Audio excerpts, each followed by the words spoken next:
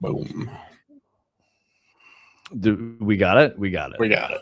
We got it. We're there. What's up, Brightside? How you doing, bro? Hope you had a nice weekend. I saw your post in the community forum or Discord, whatever, that you tried marathon. I'm curious to hear your thoughts on that. Yeah, if you're still here and you want to talk about marathon.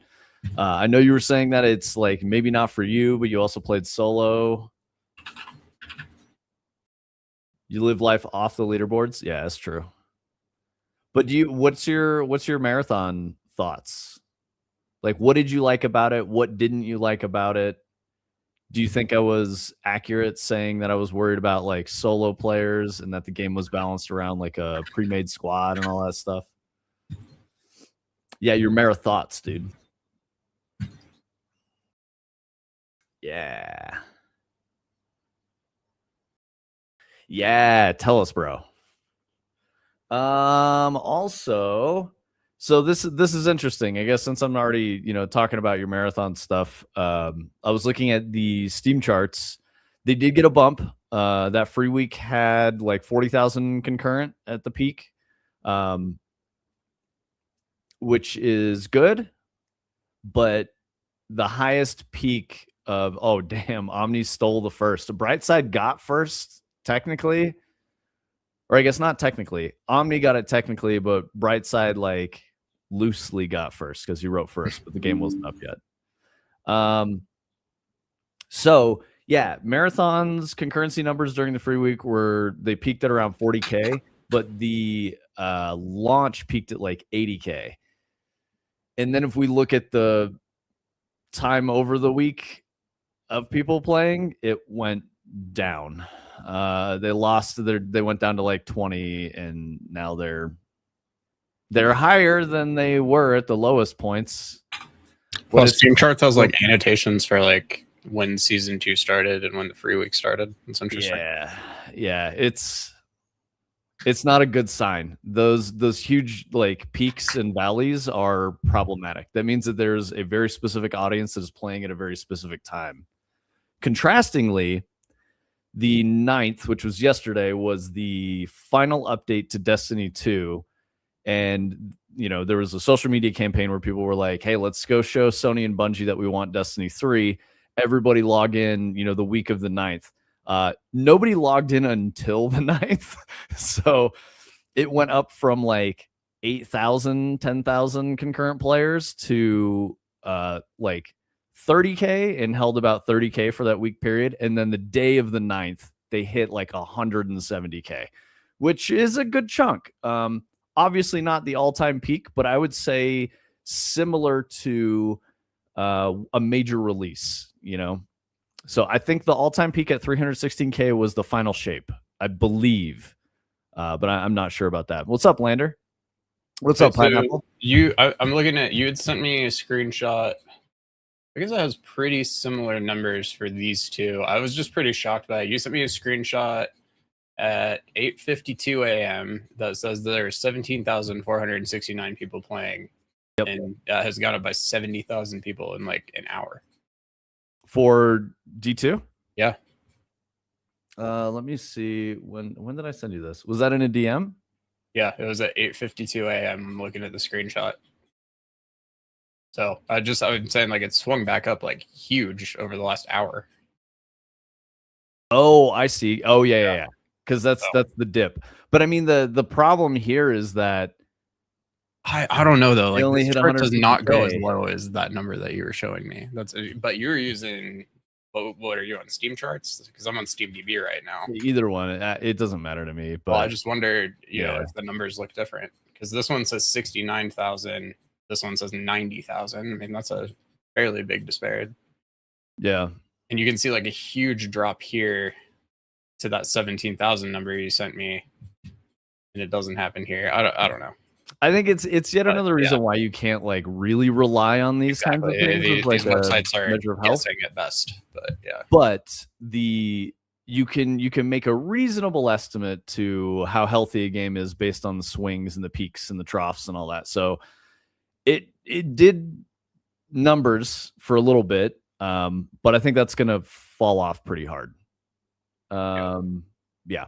It'll be interesting to see if they get anywhere near this peak again, like today or anything. Yep.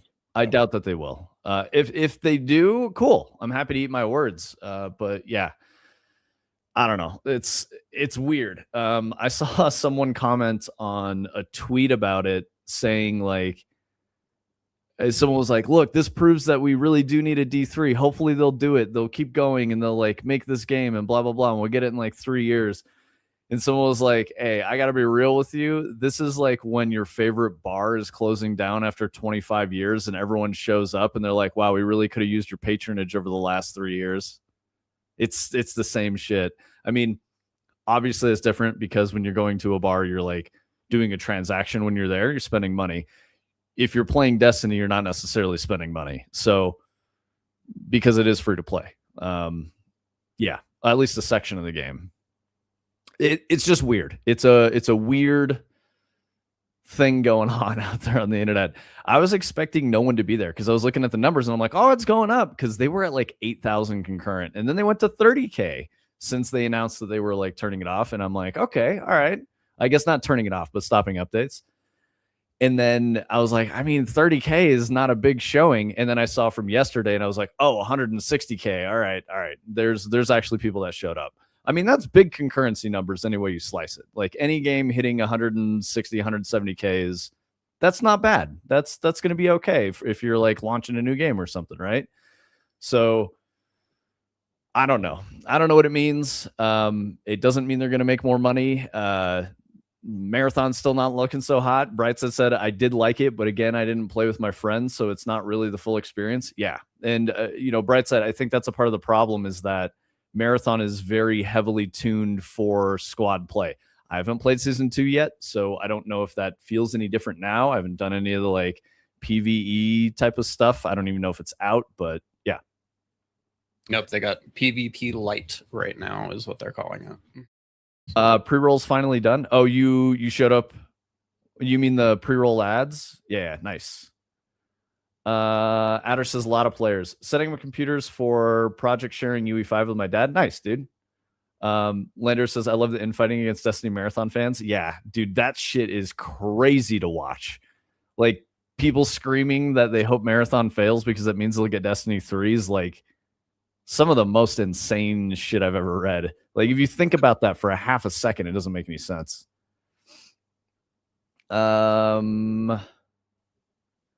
Adder was saying that's mostly just Europe. Oh, okay. So you're saying the dips are European or whatever? Yeah.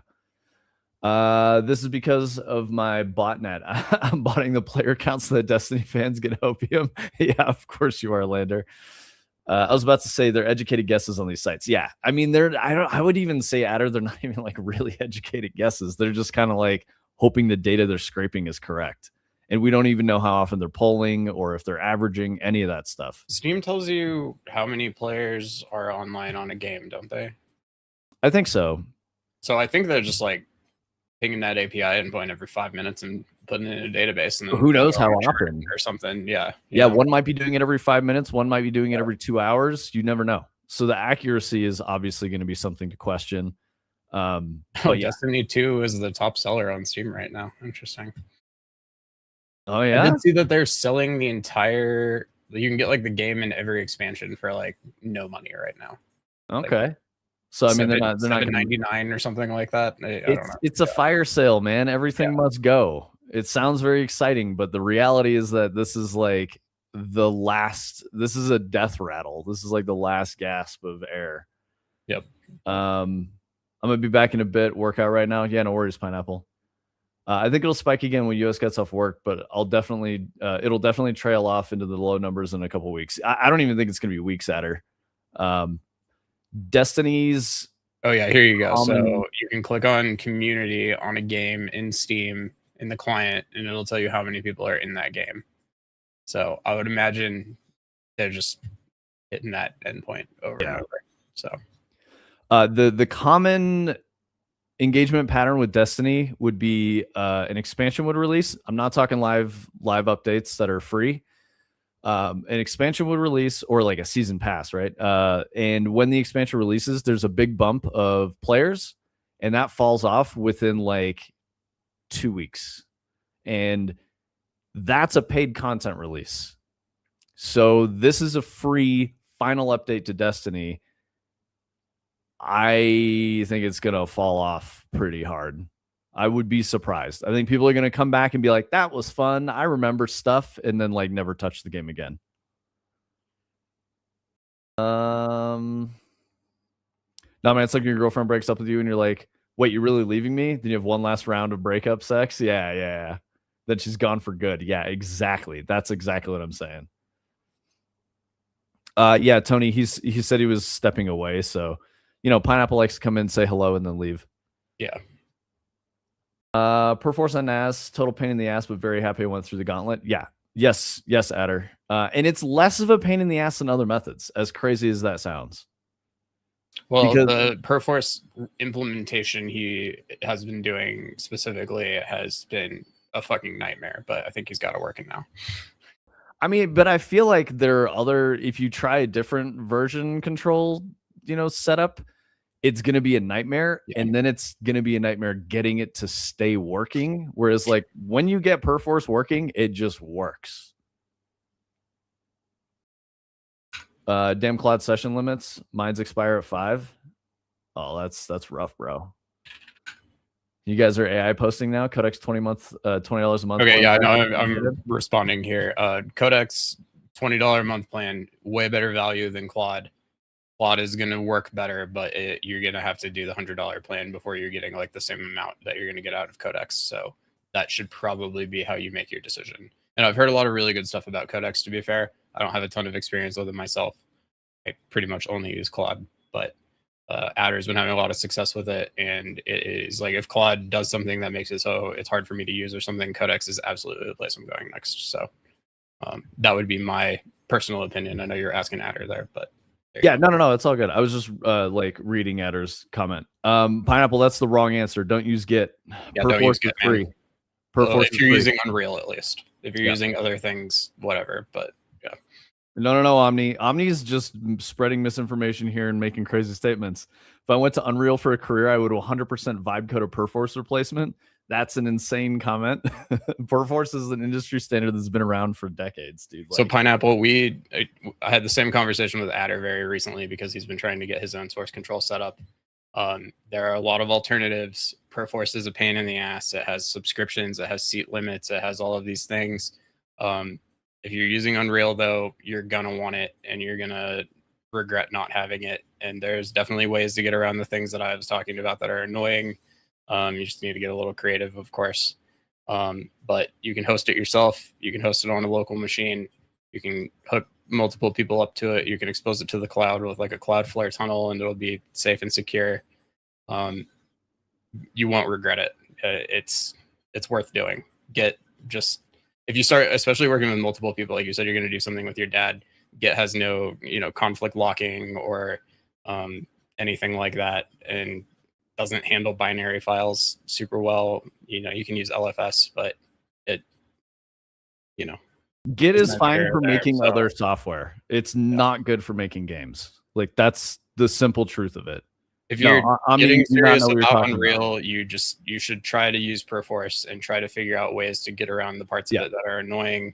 Yes. And it's just worth doing. We have spent 3-4 years now kind of circling around trying to figure out how to get rid of Perforce. We have had guys come in, our buddy Simplesons, who works with us, who's like a C++ developer. We had him spend like 2 weeks trying out Subversion and Git and all of these other things. And we had a pretty specific checklist of things that we wanted it to be able to do, like a build pipeline and Unreal game sync and all of these things. And it was just like, ultimately, at the end of the day, every single other option had some giant annoying headache or thing that made us nervous or didn't work with something except for Perforce. And the only annoying part about Perforce was the cost and the seat limit. And we kind of get around that by just having multiple servers. So that's kind of my like spiel about that I tend to give people. There are absolutely alternatives. You can make them work. They're going to be a bigger headache, especially at a small scale. If you're just fucking around making some hobby projects, there's no reason not to use Perforce. You're not over the cost limit. You're going to spend a lot less time setting it up, fighting with it, and all of the shit that's going to take all of your time. And it's just going to let you work on your game. And it just like shows up in revision control in your editor, and you can move on with your life. And everything everybody's saying about why Perforce sucks and stuff is technically true. Like, it is really annoying, and it sucks that we have to use it. And I really like Git, and I've been using Git for my entire career. And there's a lot of time that I kind of just wish that we could use that, but we've tried, and it doesn't work very well, and it's annoying. And the other side of the coin that doesn't really apply to a ton of people, but it's something that I definitely talked to Adder about, which is something that we've experienced, which is you can have somebody from the games industry come in, like an artist or something that you want to work with, and you can just say, here's the Perforce credentials, and they're just like, sounds good, and you won't hear from them again. They don't need help. They're not going to have any trouble setting it up or getting access to it. They've done it a million times at every job they've ever had. They're going to probably have a little bit more confidence in your team as a studio because you have it set up and you understand how to use it, and you're just doing the same thing that all of the professional outfits that they've worked with have done before. There's a lot of good reason. If you're trying to be a game developer, like, you need to understand how to use it. You got to be able to go to a studio and do the thing. So it's just, I could go on and on. And Omni, you're totally fine making those statements if you're not talking about making a video game. The problem is that syncing content, like audio, art, cinematics, meshes, all of that stuff works in Perforce. Getting that shit to work in Git is very difficult to do. I'm saying this because I've made games using Git and Unity, and I've made games, using Unreal and Perforce. And the Unreal and Perforce pipeline it just works. It works really, really well. So obviously there is jank, and it sucks, but it's the best solution that exists. Yep. It's worth figuring out, if anything, just so you understand it well enough to make an informed decision about the alternatives. Like, Adder was pretty deep into Subversion when I started talking to him about this, and he swapped back over to Perforce after we talked about it. And, he's somebody who knows well enough to know what he wants and what he wants to do and what he needs. And I thought that was pretty telling. I kind of thought he was going to ultimately stay on Subversion, to be honest with you. So Subversion looks pretty enticing. It's open source and similar to Perforce in ways, but it just doesn't have a lot of the nice to have things, and it's definitely also has a lot of the same limitations that Perforce does at the end of the day. And I don't think that's like really obvious at first when you're looking into it. So I don't know. No GitHub account. It's like a locally hosted system at a point, like, especially if you're running it on your own hardware, like, you're going to spin up a Linux machine on Proxmox or in Docker or something like that, and it runs a server. It's a Perforce server. It's kind of like a web server. It becomes accessible on your network, and then you install a client on your machine that you do Unreal on that connects to it, and that's kind of how you sync things and push them and whatnot. And there's a command line option as well if you prefer that, and then it's also integrated into Unreal. There's this revision control thing in the bottom right corner that I know is very small for you guys, but I'm in a different project that doesn't even have it connected. So but once you have that, once Perforce is set up, it will check your files out when you make changes to them. It won't let you make changes to files that somebody else has checked out. All the stuff's like really nicely integrated into the editor, and will keep you protected and keep your team protected. And it's good shit. Yeah, P4 is the right way to go. And you get unlimited storage, mostly just based on your own storage capabilities. Our early Fractal Grove Perforce servers were hosted on DigitalOcean, and our biggest headache was always storage, because cloud storage gets really expensive really fast. So Omni's been really awesome and has helped us out with the Dread Perforce server, so we haven't had to worry about storage quite as much. My long-term goal is to effectively replicate what he's doing for us myself. I've been setting the hardware up kind of in the background for a while. And we're going to be getting off the cloud as well, just because it's kind of untenable at a point. Like, we did manage to go, I don't know, 3 years on 50 gigs of Perforce storage in the cloud with like our two VR projects. And we were just like militant about, you don't check shit into the project that doesn't need to be in the project. And if it is, it needs to be optimized. And it was a VR project, so everything had to be pretty small anyways. And Dread's been nice just because it is pretty asset heavy, of course. And we haven't had to stress about it quite so much, which is nice. Omni, I'm just not trying to get into a debate with someone who's doing this for the first time and doesn't know what they're doing about what you can do, because that's not what he's asking. You can make anything work. We said that. But telling someone to use Git LFS who's never made a game in Unreal is bad advice. That's what I'm saying. And mocap saying diversion gives you like 100 gigs. Yeah, and I mean you're getting into another thing that I try to really stay away from, which is like diversion does have their own system that you can sign up for, and then they host your files for you. You don't have to deal with the server setup, and that's nice. But you go over that 100 gigs, and now you're on the hook to start paying monthly.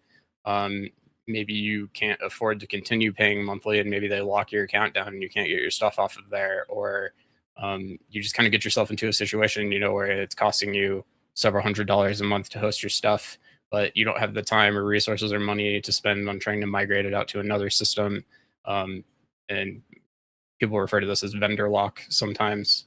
That was a big one with the diversion self-host or the diversion hosted stuff that made me really nervous. And I wouldn't really want to go down the path of like, if you just want to talk dollars and cents at the end of the day, like Adder kind of just decided like I could take that money and spend it on some hardware and host it at my house and have like 100 times the storage and never have to worry about a subscription. It's a business write-off. I can use it for other personal things. It pays for itself in a year. Like, I don't know. If you're not scared and you got some AI willing to help you, like I think it's kind of a no-brainer these days personally. And Pineapple especially, I know you got all that crazy hardware from that government auction. So it'd be some good shit for you, I think. So I think here's the important thing to know about what Omni's saying. Omni doesn't make video games. He just doesn't. He's good at DevOps stuff, and he's insistent that you can make this work. But like Tony just said, we've looked at this for years. You can make it work. You just shouldn't. Like, yeah, we've determined that like you can, but I don't think it's worth doing, especially if you just like want to be serious and like do it the right way, I guess, quote unquote. Like, there's 1,000 ways to skin a cat, especially when you're talking about programming or anything technical. But we've always really focused on kind of that industry standard and the thing that everybody knows coming in. Like if you set up some weird Git LFS system and then you have like an artist come in who's never used Git before, and you're like, okay, so you're gonna have to like open your terminal up and you're gonna have to sign up for this thing and you're gonna have to type these commands in, and then like every time you do something, you're gonna have to make sure to like add it and commit it and push it, and then when you like start doing something, you got to pull it down. Like people are just going to glaze over and they're not going to figure it out, and you're going to have to walk them through it every single time they need to do something for you. We do the Perforce thing, and like again, like I said, people don't ask questions. They're just like, "Okay, got it. I'm in there." Yeah, so. And my statement comes from not being a DevOps person and having shipped projects using Git as a code repo and shipped projects using Unreal as a code repo, and I like, or P4 with Unreal. Like I've done both of these things. Omni hasn't done either of these things in making a video game's context. So that's why I'm making that statement. I know it gets you upset, Omni, but you're just saying the wrong thing. Like don't give him that advice. So a couple of people, what's up, Mydrong? What's up, Mocap? Adder, and I think Mydrong were wanting to see the Fable thing. Do we know what that looks like? Do we have like a link, or does anyone have a link that you can drop in Discord? Or the Xbox Fable game? I think so. I guess someone was saying the Fable trailer came out or something. The confusing thing right now is that Claude released a model named Fable yesterday, which I'm sure Microsoft has some marketing feelings about. Yeah, wait. One or the other. So are you guys talking about the game, or are you talking about the Fable Claude stuff? Yeah, take it easy, Brightside. Like I was thinking about it, and like Microsoft has to maybe be in some ways kind of stoked that like the word Fable is like probably the hottest SEO term in the entire world right now, and they happen to also release their trailer right around the same time and be talking about their game. Like that's probably pretty good for them, to be honest. No, Omni, it is relevant. That's why I said you don't know what you're talking about. You don't do this. We do this. People in chat do this, and you're arguing with them. Like you don't know what you're talking about. So just chill. We're not clowning you. You're just making really strong statements, but you don't have the experience to support it in this specific context. I did say you do know what you're talking about when it comes to DevOps, but you don't know what you're talking about when it comes to making video games. It is relevant. I promise. We keep talking about it. We keep saying why it's relevant, and you just are ignoring that piece of information. Omni's an Android user. No, he's not actually. He's an Apple guy, dude. But yeah, Omni is really good at DevOps. He's good at shit. Like he's a very smart dude. He's an engineer, so he has these really strong opinions on like, you can make this work. Of course you can. Well, the only That's reason how it I'm works out. setting all this shit up in my house right now is because he's been helping me with it for like 6 months. Yeah, exactly. All the So- advice I gave Adder is mostly just me regurgitating things Greg taught me over the last year. So yeah. oh yeah, Greg is like literally an iOS dev, so he's a big Apple guy. Yeah, so settle down, little buddy. It's okay. You have points to make, but they're not relevant to the current conversation. You're good. Don't worry about it. What's up, Anna? How you doing? Welcome back. I'm glad to see you again. Did you play any Destiny this week or whatever? What's up, Illuminous? Fable is stupid. Talk about the new Nintendo sports games. I'll switch sides after a canyon run. Nice. And no, we're not clowning Omni. He was making some strong statements. I just had to be like, wait, don't listen to that shit. What's up, Sushi? Yeah, I can never figure out who my drunk actually dislikes. Yeah, my drunk is in it for the love of the fight. Yeah, you played yesterday. Did you have fun, Anna? I don't want to play.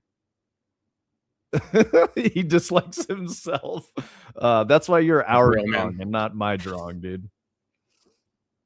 Yeah, so my drunk, were you talking about the Fable game or were you talking about Fable AI model thing? Because if it's the game, then we can watch that. I thought that's what you were talking about, and I totally forgot because I'm not as plugged into the stuff that as a Fable game. Okay, cool. Yeah, do you have a trailer that you want to look at? Okay, I think Tony did it. I think they put up a gameplay video earlier. Maybe let me see if I can find that real quick. I don't think it's a trailer for the model either, but I just wanted to be like, am I saying the right shit? Are we talking about the right things here? Fable is stupid. I love that. Illuminous, what are the Nintendo sports that you want to talk about? Oh, it exploded, bro. What happened? No, it doesn't want, it thinks it's a inappropriate video, so it doesn't want me to play it without signing in on my like system. We're gonna get it. Let's see if this one works. Yeah, no worries, Pineapple. Hit us up if you need some help. Specifically, hit up Tony and Omni. Yeah, I was gonna put that in there. Like, if any of you guys want help setting this stuff up or like talking about it more, like I'm happy to talk to you about it. Again, we've spent so much time and energy and like legitimately money figuring this stuff out that like I'm happy to share it with you guys and help you get it figured out as well. So, Fable's really rated M now? That's crazy. Okay, did they turn it around? I don't know. I've seen a little bit of discussion of the people thinking this trailer looks pretty cool. So. See, that's a good question for Tony and Omni, Mocap. I don't know the answer to that at all. These guys are goated with that stuff. How easy would it be? I'm not gonna lie, I don't know what a QNAP is. So yeah, see, I was like, I don't even know that word, bro. I didn't even know that word. QNAP, Secure Intelligent Data and Storage. Oh, it's a NAS. Yeah. So it should be no problem. So if you have like some way to run like Docker containers or VMs, I guess, like a Linux box, basically that's. Oh, Tony, we don't have audio in the trailer. Sorry. Oh yeah, I know that's generally on purpose. I can turn it. Oh, okay. No. You're all good. I was making sure it wasn't a mistake. Sorry. You were saying QNAP NAS. Yeah, QNAP's like just a NAS. So I think you'd be doing kind of a similar thing to what Adder's doing. Omni's the guy to ask about that. He was helping Adder out a lot with it because there are some like weird headaches that were happening. But Greg's definitely the guy, especially if you're doing anything with Docker, which probably should, to be honest. But yeah, you should be able to, as long as you can run machines or virtual machines on your NAS, which most of them can now, as long as I have like a processor and stuff in them, then that's all you need. Otherwise, you can set up literally any computer connected to your NAS and use your NAS as like the storage location, and then the computer is the Perforce server. So, hey, Ramblin', if you're ever interested in getting this shit set up, just hit me up. Happy to help you. What's up, brother? Long time no see. Glad to see you in here, man. Yeah, we're watching the Fable trailer. Illumina said there's a thumb wrestling and a skateboarding game, which immediately reminded me. It was like 2 days ago. I went out into the alley because the neighborhood teenagers were skateboarding, and I showed them some skate tricks, and I was like, "Oh shit, I missed this." So I think I'm gonna buy a new skateboard setup probably on Friday, and then I'm gonna skate in my alley, which makes me very excited. Adder says, "I'm glad we've thrown age ratings out the window and embraced the darkness." Yeah, I agree. And the trailer was a windmill for sure.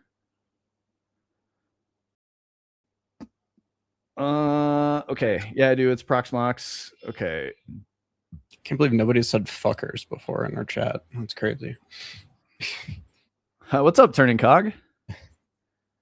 It's not easy to set up P4 on Docker on anything. Yeah. I mean, that's the hard part of all of this. It's difficult for most things. I know, Omni, that you're more comfortable doing a Git repo, so that's why you're like, no, that's easy. I've done it a billion times. Totally get you. But yeah, Omni's got good advice with this for sure. Mocap, let us help you. I mean, we got Cog using Perforce, for God's sake. Yeah. You can do it. What's up, Mary Dunk? Indian roads aren't skateboard friendly. Yeah, I can imagine. Bro. Fuck, dude. Well, I don't live in India, brother. So Cog, I don't mean anything negative by it. I just mean like you're the person who needed it the most, and we got you to do it. So like, if you can do it, literally anybody can do it. So. Cog with his like 300 different projects or whatever. Yeah. Yep.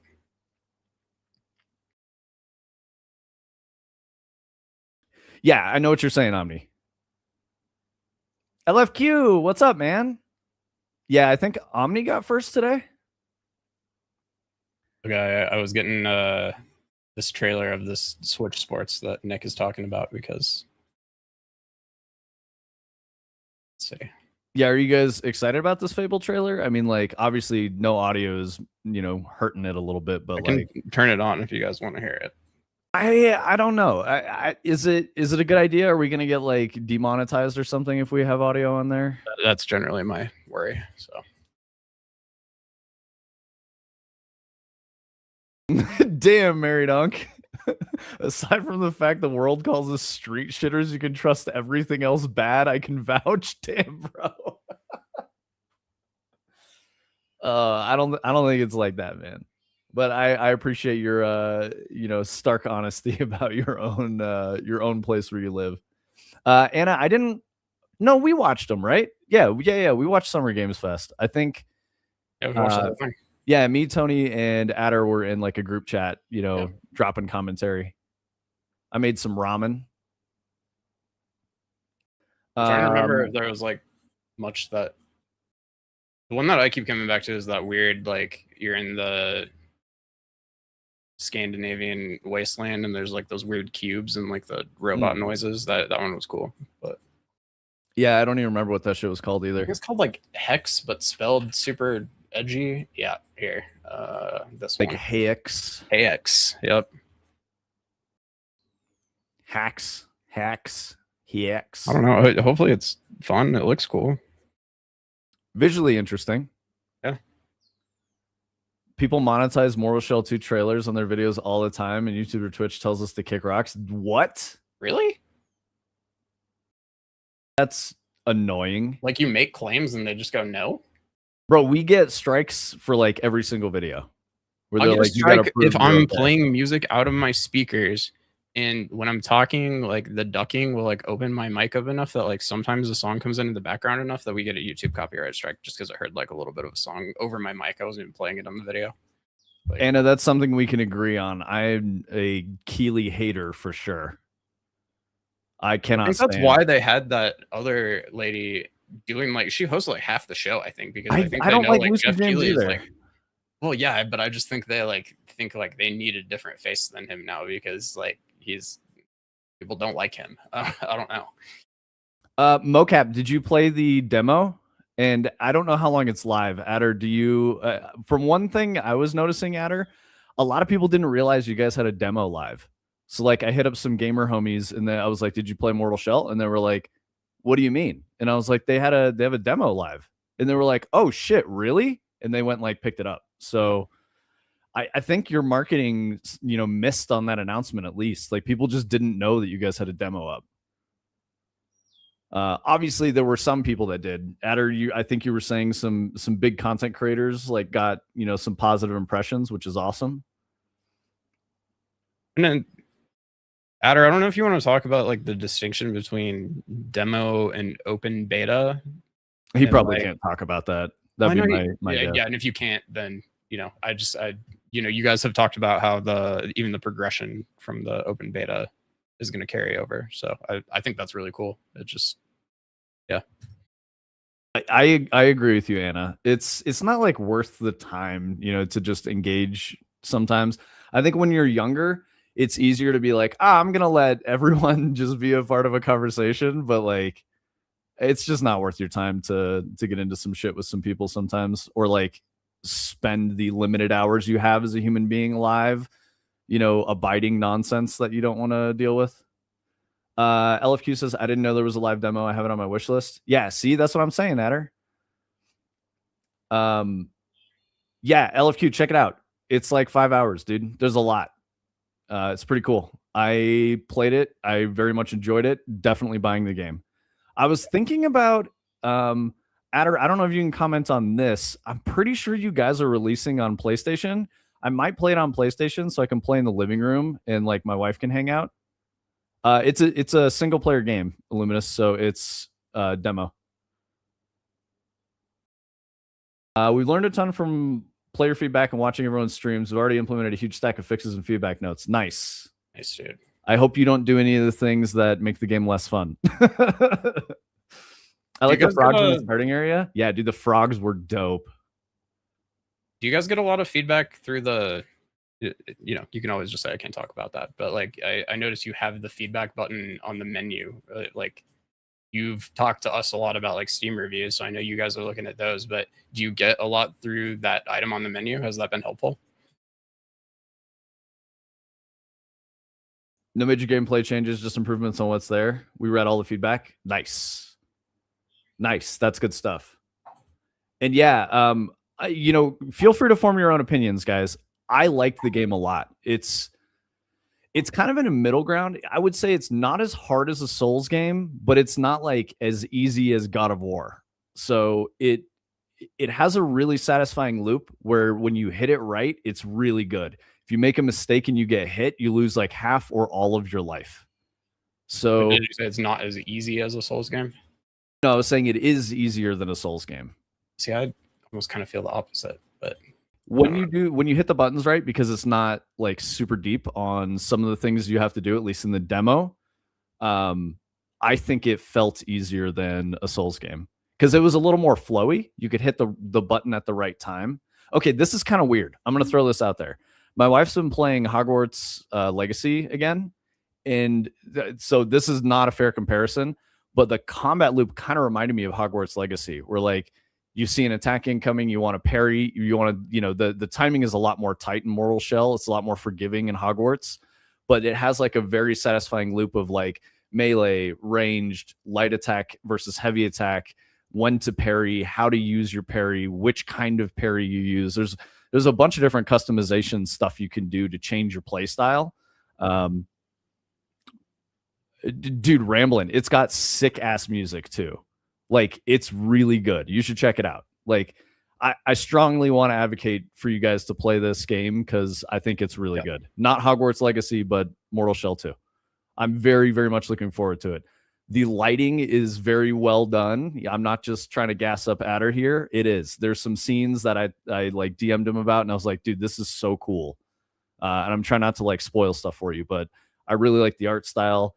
It's very moody, has a lot of atmosphere. The encounters are well made. It's cool. Unk says, I mean, God of War isn't easy. It's just boring now. I think it's easy compared to other games in the genre.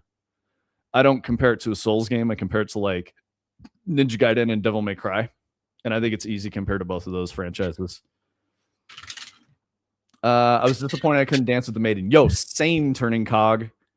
I wanted to dance with, what was her name? They're all named after flowers. Anyway, Dandelion or whatever her name was. I like that you can't pet the dog. I thought that was fun because it's like tongue in cheek mocking, Leheckin doggo, which I was cool with. Let's see. 30 FPS on a 1060 rig. Wow, that's crazy.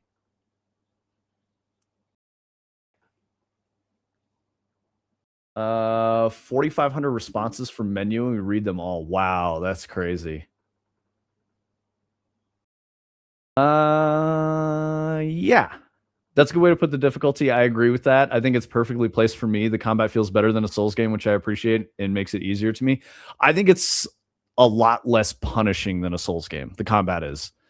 And when you use the tools they give you in the right combination with the right timing, it's very satisfying. You can like pick the encounters apart really well, and that was cool. Yeah, exactly, Sushi. That's what I'm talking about. Yeah, with the porcelain mask, fucking awesome. Well constructed scene. The Midsummer Jam, yeah, Tony. The music is really good in this game too, guys. The audio design is great. Needed to limit the download speed because I was choking the stream for myself. No worries, LFQ. I appreciate your priorities, man. Yeah, you guys should all check it out. It's cool. I'm very excited for it. I think it's gonna be a lot of fun. I hope there's a lot of game. Adder saying the difficulty ramps drastically as you get into late game. Demo area was chosen from the open world because it was the best balanced difficulty ramp for new Souls players. Yeah, and I think that's a smart design choice because like they have to get new people into the franchise. Mortal Shell 1 was widely regarded as like a pretty mid game. It wasn't like super great. There were better games. There were things that people really didn't like about it. Mortal Shell 2 is like a reimagining of like this vision that they were going for, and it's good. The music is really good. If you like eggs, it's very egg based, so you'll see what I mean if you play it. Exploration was satisfying, little stuff to find. Turning cog, actually really good point. I don't really care for like open world exploration kind of games, and I think the way they did it in this was perfect for me because all the exploration was like around an encounter. So you would have like a fight, and then you could just kind of like check out the little area you were in and like find a little path you didn't see as you entered the space, and then go like look for stuff, and then you get into another encounter. And I loved that. When it's like exploration just for the sake of exploration, I pretty quickly check out. Adder says MS1 was a prototype at the end of the day, dipping their toes into starting their own studio. Yeah. So like these guys really cooked with this game. It's very, very cool. I like it a lot. I mean, you get a shotgun to start with. There's apparently like a bunch of weapons you can get too. It's fucking cool. He's shredded because he's egg maxing. Yeah, exactly. I like deviled eggs too, Omni. Are you like a yellow mustard and paprika deviled egg enjoyer with like a little bit of bacon or some fucking pork belly type shit on there? Yeah, and Tony, you're very right about that. MS1 came at a time where the world was crazed for Souls likes, and there were 3 that weren't FromSoft games: Mortal Shell, The Surge. Yeah, I can't even think of a third now that I'm thinking about it because I remember back then it was like Dark Souls 2, Bloodborne was maybe out, and then Mortal Shell and The Surge came out, and then you start seeing, Lords of the Fallen and all of the other ones. But yep. Mocap, I would say Neo is closer to Ninja Gaiden. It's like a weird like hybrid of the two. Yeah, totally. Yeah. So I think it definitely is trying to like appeal to that type of gamer, but I feel like Neo people are Neo people. It's like its own type of thing. Yeah, and Adder, I haven't played Lies of P. I got the impression Lies of P was closer to like God of War than Mortal Shell, or a Souls game, but I don't know. And what I mean to say here is that like if you're playing Ninja Gaiden or Devil May Cry, it's almost like a fighting game. You have like complex combo strings with very precise timing, and you can like freestyle certain combos. Mortal Shell's got much simpler combos to execute. That's why I see a difference it's a lot more timing based, and I see the timing as like a Souls gameplay mechanic. So you have to be very careful when you choose to swing versus like when you're like trying to time a parry or a block or something like that. And in Ninja Gaiden and stuff, it's like rush down offense focused. So if you're doing your combos right and stringing them together, you don't really need to block all that much, or like use your parry, or your full toolkit, I guess is what I'm trying to go for. So I see the distinction there being like a game that's very focused on very crisp, complex combo execution versus very careful timing and placement, which is, Souls games are careful timing and placement. It's a mix of God of War and Bloodborne. Yeah, totally. I think Mortal Shell's gonna kind of be in its own space, to be honest. I think you're gonna have games that feel like Mortal Shell, after this. You were Pinocchio for Halloween? All right, dude, let's go. Like Pinocchio from Lies of P? Does his nose grow when he lies? What's that? In Lies of P, does his nose grow when he lies? That's a great question. I've always wondered that. Yeah, Adder, the more I think about it, I think it's kind of in its own space. There's a spoiler around that. Okay. Oh, something else grows? Jeez, mocap. That is inappropriate. I really do want to play it though, so yeah, don't spoil it for me. I'm gonna try to play it here soon. So. Does he do the Ultron thing? I've got no strings to hold me down type shit. Omni says smoke an entire cigar in one rip. There you go. Yeah, dude. No paprika or bacon. I have a recipe my aunt uses that makes the deviled part kind of sweet, but kind of sweat. Yikes. Gross. But yeah, I think you want it salty, but Yeah, bro, you're trying to get sweaty eggs? I'm not fucking with that statement. Okay, we're getting more game requests. We got to keep going on the old game requests. Let's talk about Switch Ocarina of Time? Well, we got to do Switch Sports first. Okay, yeah, Switch Sports. Okay. Sorry, Luminous. Yeah, Switch Sports. So it looks like Wii Sports. There is a thumb wrestling thing, like Nick was saying. You like hold the Joy-Con and like, I don't know, it uses like the sensors or something. So I don't know. Illuminous, are you trying to like get competitive with some Switch Sports or what? Is that what's going on? He's like, yeah, bro, I'm gonna wreck all your time trials and all of your scores. I can already tell. A lot of people also said they spent more time talking about thumb wrestling than Ocarina of Time. I mean, that makes more sense. I think the hype for Ocarina of Time is going to be, they just need to show like 10 seconds that makes people go, Ocarina of Time, and they'll freak the fuck out. And they got to be like, no, guys, be excited about these other things too, please. My mom wrecks me in the current version of bowling. I believe that, dude. I totally believe that. Turning Cog says, Bo Nintendo. I know you were saying boo, but I need a win in thumb wrestling is my only hope. You gonna go play ranked online thumb wrestling? Yeah, dude. Luminous like top 3 leaderboards for here it is right here. Yep.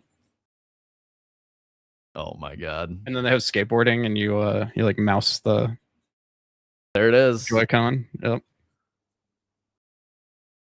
Yeah, what is you can't skateboard in grass? That could be cool. Power cruising? I don't know about holding the Joy-Con like this to fly a plane, but sure. I don't know about calling a game power cruising. Jump rope? Dude, that's crazy. But yeah, I'm going to buy a skate. I'm going to start skating again. I'm very excited for that. Dude, I'm glad to hear that, Sushi. I think that, I think we don't agree often, Sushi, which is totally fine. Cause like, we, Omni, I'm not even going to dignify that with a response. Yeah, I think like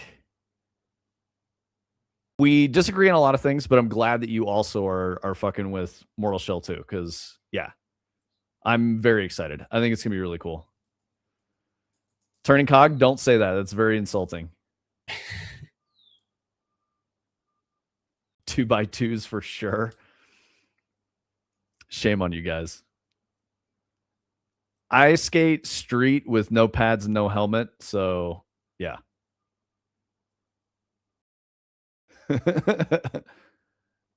I feel like we're 50-50. There's a lot I do agree with you. Yeah, that's true. That's true. Okay, that's fair. I appreciate it, Sushi. I think that's what I'm really trying to say.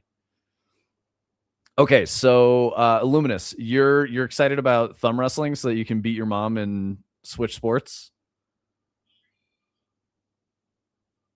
Was there anything else you wanted to touch on with Switch Sports?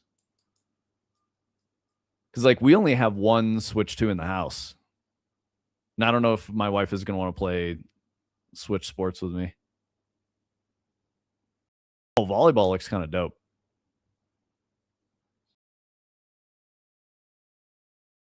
We appreciate you too, man. I do also appreciate turning cog, even though he makes it difficult. Oh God, Omni's rage baiting. I'm surprised they didn't put pickleball in Switch Sports. Yo. Yeah, that's understandable.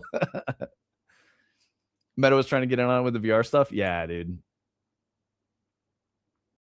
HD bowling is the real one. All right, nice, dude. Bro, imagine if Meta just made like VR sports. It was like a first party game that you could just get on Quest. Yeah, crazy that they haven't done that. They're like, no, make Rec Room and make it terrible. Make it Roblox. All good, Omni. No worries. I appreciate you coming through, man. Okay, sweet. All right, let's do Zelda now. Yeah. All right, guys. They were, and Adder's talking about my VR sports. They were, and they fired everybody working on it. The project was practically ship ready. Holy fuck. Oh my God. Of course they did. Okay, yeah, let's go Zelda now. Yep.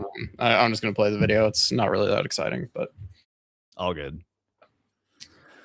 So Nintendo doing the remake thing. Yeah.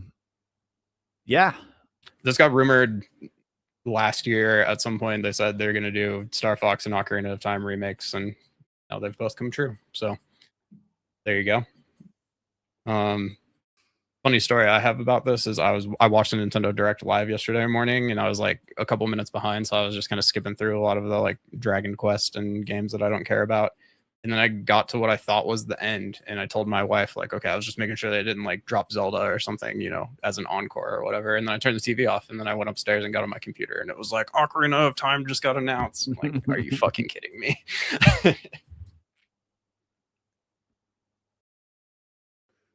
I will probably buy a Switch for this. I wasn't gonna buy one before this, but well, now you got Star Fox and this, dude. Yeah. You got multiple titles. I really want to play Donkey Kong, and I don't know. I might play Metroid Prime if I can get it for cheap. But no worries, Anna. Thanks for coming through. Take it easy. I know Luminous said Metroid Prime was good, so I'll take his advice. He was also saying the HD 2D Final Fantasy looks good too. So I was reading about it, Illuminous, and it looks like it's based on like a mobile game or something like that they made. That's where I wasn't sure. If it was like straight up Final Fantasy, like NES release, I might be into that because that's a good game. I think they said it's like a new title that is in that like Octopath style. Yes. Yeah, Final Fantasy Resonance. Here, I'll put the trailer up. I agree with that, or not at that price point. That shit's crazy, bro. Yeah. Wait, console rentals? Business model? It'd be cheaper to rent a Switch 2 in this economy? Yeah, I mean... I rented a Nintendo 64 when I was a kid before I owned one. That definitely used to be a thing. Yeah, I feel like someone could probably make a business renting consoles right now, but it would die out pretty quickly. Actually, that's probably a good way to make people drop the prices of memory because they'll sell less units. You already got one, so nice. All right, good work, LFQ. Yeah, so this reminds me of Final Fantasy 1, But I don't know. It's kind of weird. I mean, it looks really cool. I love this visual style. Like this is shit I'm into.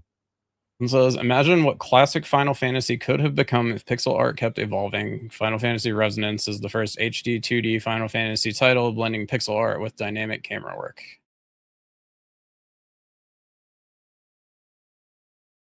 Black Market Ram, please. What's up, Artificial? Yeah, I'll get to you in a bit, bro. Mocap, I remember VR arcades, and even at the time, just looking at it, being like, "This is not a good business model. This is never gonna work." I definitely went to one. I was in Florida visiting family, and we went to a Blockbuster Entertainment like attraction park. They had batting cages and arcades and stuff. It was not a video rental store, but literally the same brand. I don't Really? understand what the fuck it was. Okay. It was so weird. Yeah, it was like Dave and Buster's, but it had Blockbuster, the video rental brand, all over it. And they had VR sections. They had a if you guys remember the arcade game G-Lock, you flew like an F-14 Tomcat, and like they had it in a gyroscopic ball, so when you turned, it would like flip the whole ball upside down. It was pretty crazy. Okay. But yeah, and then that was the first time I played VR. I was probably like 13, something like that. So very, very early VR. You couldn't really move around. Like if you physically moved, they would be like, don't get back to your spot. But you could like look around and like shoot at stuff with this weird bespoke controller. VR arcades were definitely a thing. I remember early days of Dave and Buster's. For us out here, they had a very expensive competitive Mech Warrior setup that you got into a pod with, and like you could So save sick. like your Mech Warrior data and all that onto a card.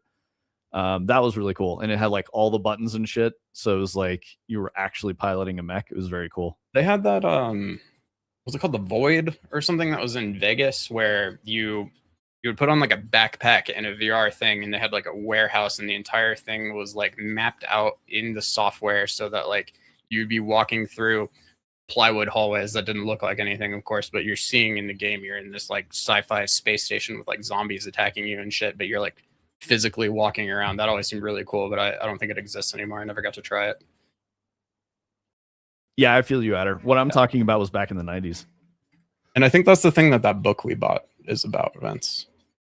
Which one? The Designing Virtual Worlds? Yeah, Hyper Reality. Yeah. Over there. Yeah, that's by the guy who made the Void.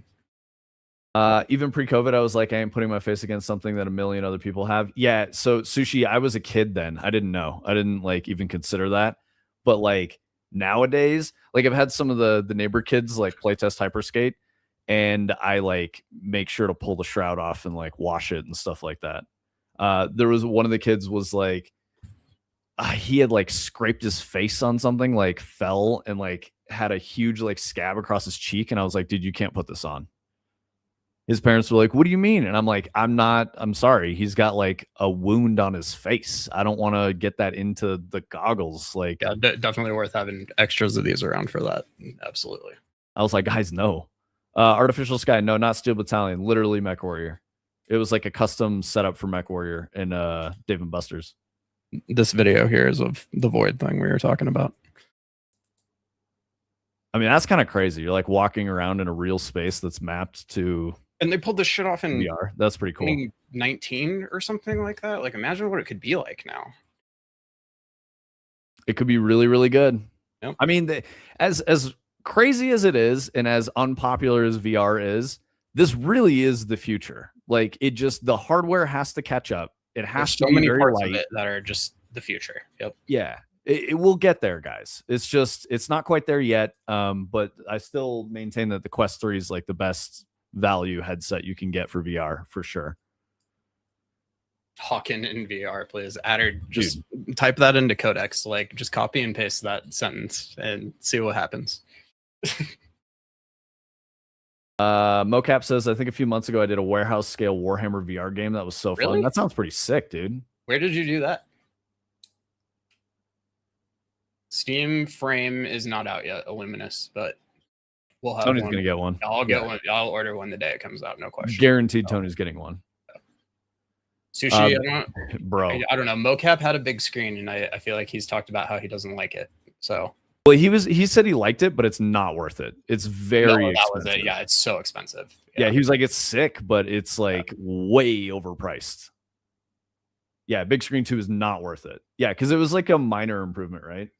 I really like the fact that it's like just these little goggles, but yeah, it would need to be $500 for me to consider it. AAA, we don't know what version of Ocarina we're gonna get, so yeah, we don't know yet. This is like they just announced it, and then they confirmed a release date. I don't know. He's talking about like a remaster. He wants like the later remaster or something like that. The rumors are December is when it's supposed to come out. So we'll see. Okay. All right, yeah, I'm looking up zero latency here because this is what Mocap was talking about. Let's see if I can find the 40K one. Space Marine 2. Yeah, here we go. Yeah, Artificial Sky. It was really cool, but it didn't last long, man. It was very expensive. It was like $5 every time you played, and a match could be over really fast. So it was cool, but Mocap, where is this? This looks sick as fuck. Yeah, this is pretty crazy. I've never done something like this. This looks really cool. Do they make like bespoke games for these things? Huh. Few locations, mostly on the coast. Okay. This is not laser tag turning cog. I don't know how you got that. I wonder they're cooperative games. Like that's we know how much work it is to create a game. Like they have a 40K license. They made a whole game, and it's just to like do this warehouse retail thing. I don't know. And if I look at their website here, like go back here real quick, they have like, or this is their YouTube channel, I guess, but like, I don't know, cyberpunk zombies, more zombies. This one looks like FPS Christmas zombies, Space Marine stuff. A lot of zombies. I don't know. Maybe they only have a few games, but it looks like a pretty high effort thing. Far Cry. So they got a lot of investor money. Like, are they just like modding retail games and then like making money off of them or something? Like, that's so interesting, huh? Interesting. Yeah, but they have the overhead of like physical equipment and like a location that they have to pay rent on. I just don't see this lasting. I don't know. It's kind of crazy. Yeah, like, how do you make a cyberpunk VR game? Like, did they let them do this? Huh. Very weird. They don't have anything in Colorado, I don't think.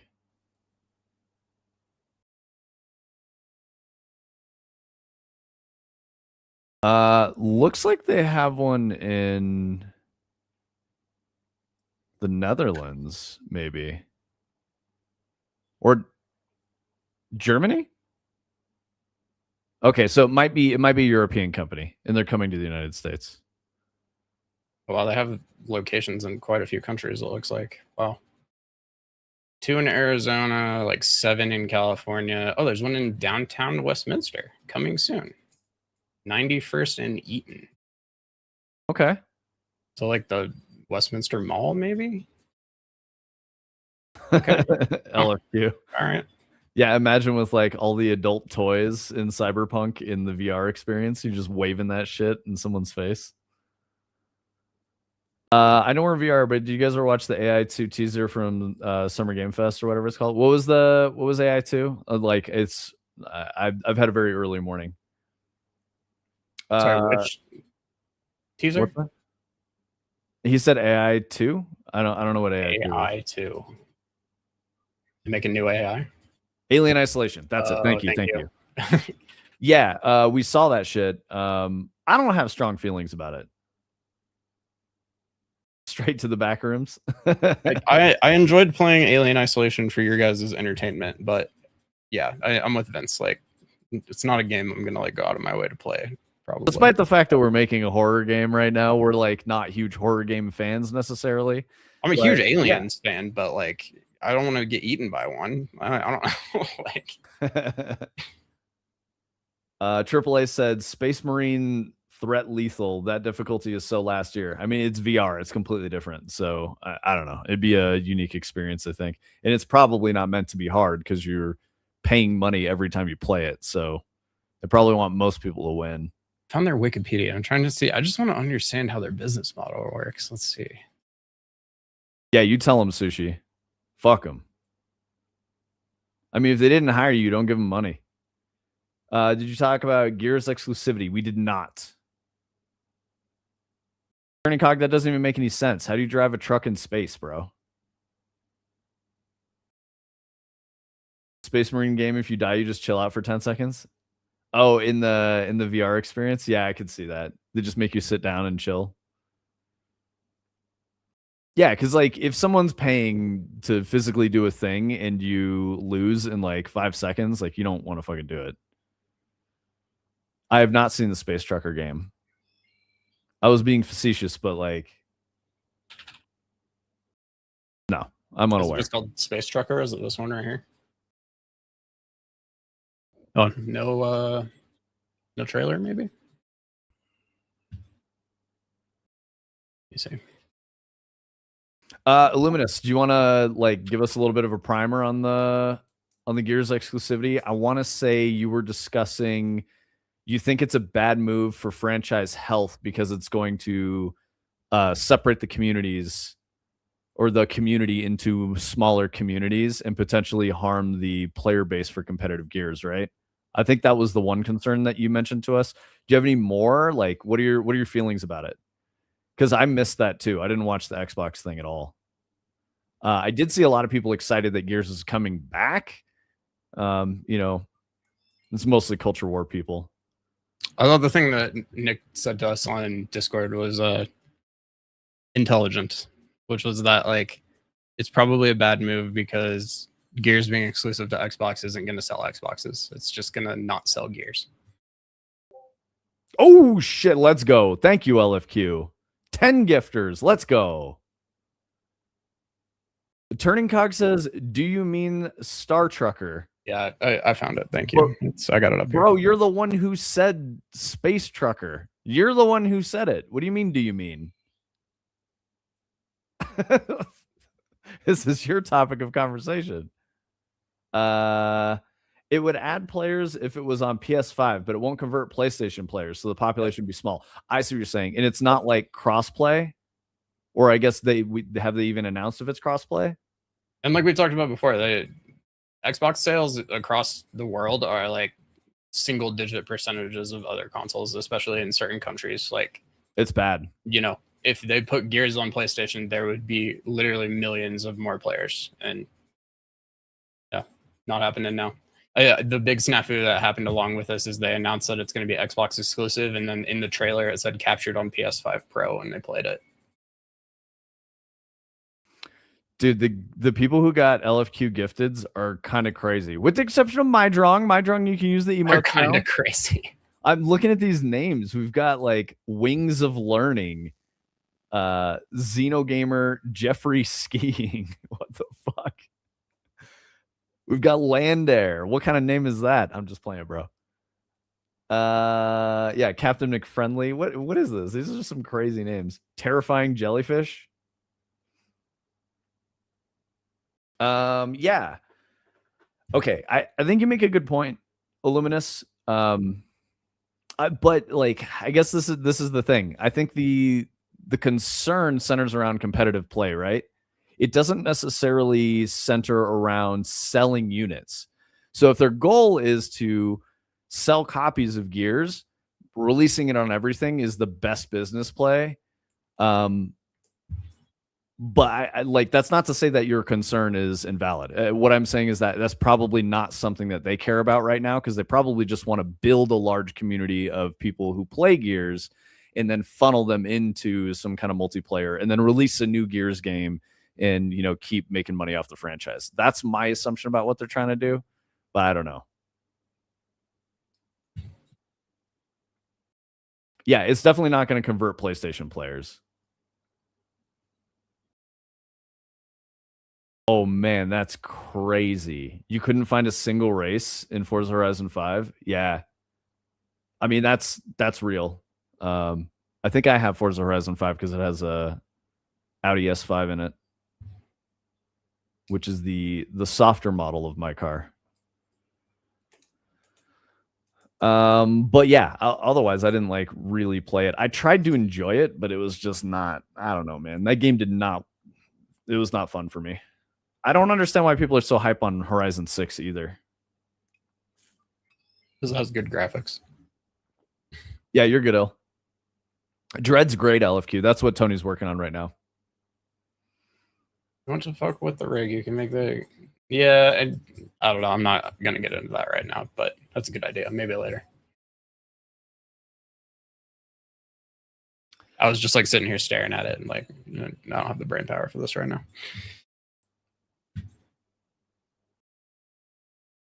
We got a cannon? He was talking about that spider bot thing that I had on the screen. Oh, I got you. Yeah.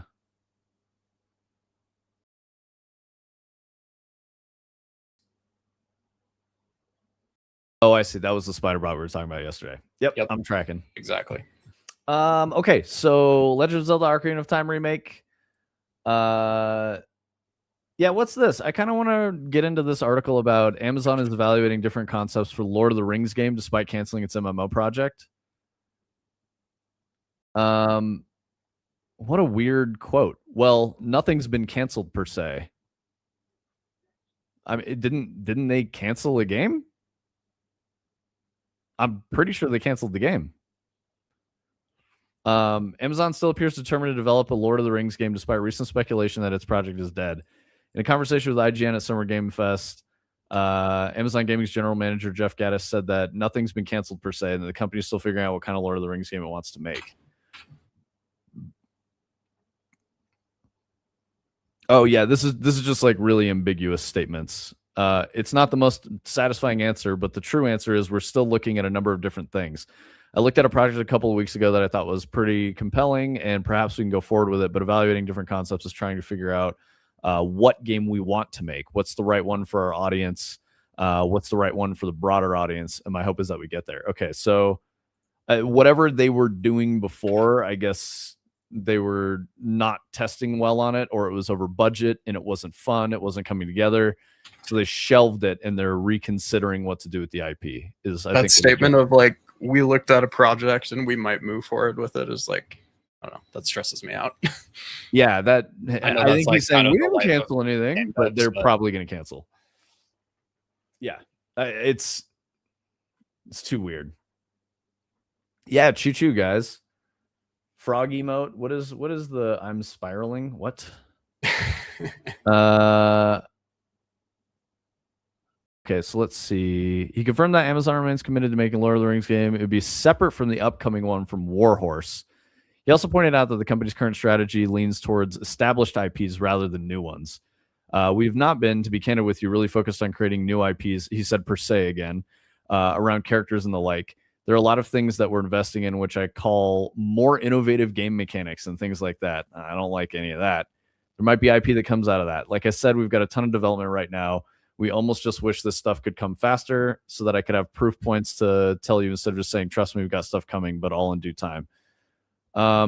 Yeah, so it seems like there wasn't a lot of information there, and that he was probably, I bet a journalist recognized the dude and was like, hey, I have some questions for you. Can you answer some? And then he was like, yeah, no. No, we're working on stuff. Sorry, dude. Okay, so let's see if we got anything else interesting in here. Knew a guy that said per se all the time, then he smoked some bad crystals and wrecked himself. All right. Oh man, that's crazy. As opposed to smoking some good crystals. Yeah. Or as opposed to like charging his moon crystals. I don't know. Vince knows. I'm sure he does. Yeah, I probably at least know the sure. name, but like, yeah. You know. I mean, Tony might know who it is too. Yeah, you never know. Illuminous, how do you feel about Kingdom Hearts? Because apparently they're like bringing all of the Kingdom Hearts games to Switch too, and 4 is re-revealed again. So there's like a new announcement. So they're like, Kingdom Hearts 1 through 3 are coming to the Switch collection or whatever, Switch 2 digital marketplace, some shit like that. And then they're also going to launch Kingdom Hearts 4, available on Switch 2. What about Kingdom Hearts 358 divided by 2 days, Birth by Sleep? I don't understand that sentence. That's the title of a Kingdom Hearts game. Oh my god. What else do we get? They all have some really fucked up names. Let's see. Kingdom Hearts 3D Dream Drop Distance. That's another one. Okay. Kingdom Hearts HD 2.8 Final Chapter Prologue. That's another one. Final Chapter Prologue is 2.8 Final Chapter Prologue. Yep. Yeah, the 358 divided by 2 days though. That one's my favorite.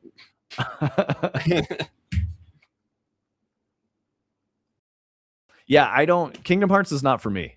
Combat is too shallow. I've tried to play it. Yeah, just not into it.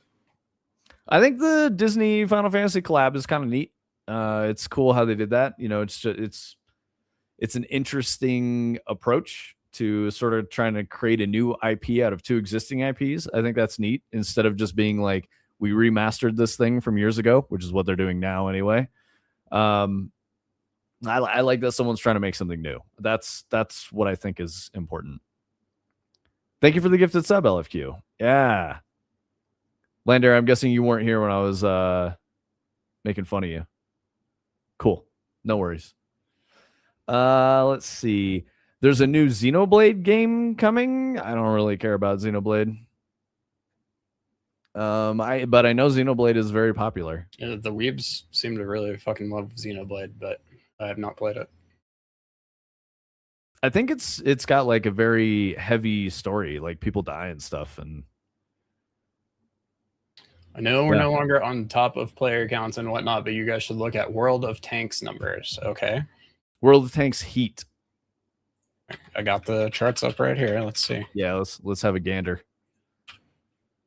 World of Tanks Heat. All right, here we go. I know World of Tanks is really popular globally. I mean, we're looking at fairly steady numbers. What did you want to talk about here? I mean, if this is an online game, this is bad.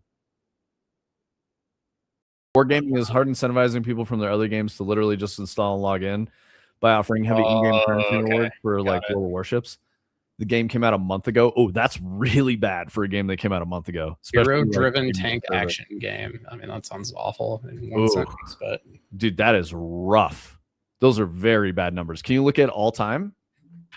It's only been out for, it looks like a few days actually. So it can only go 1 week. 1 week. Yep. Mm-hmm. That's abysmal.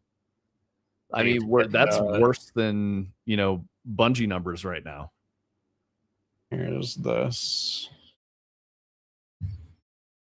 Mortal Shell 2 5-hour demo had like double those numbers. Concurrency on Steam charts.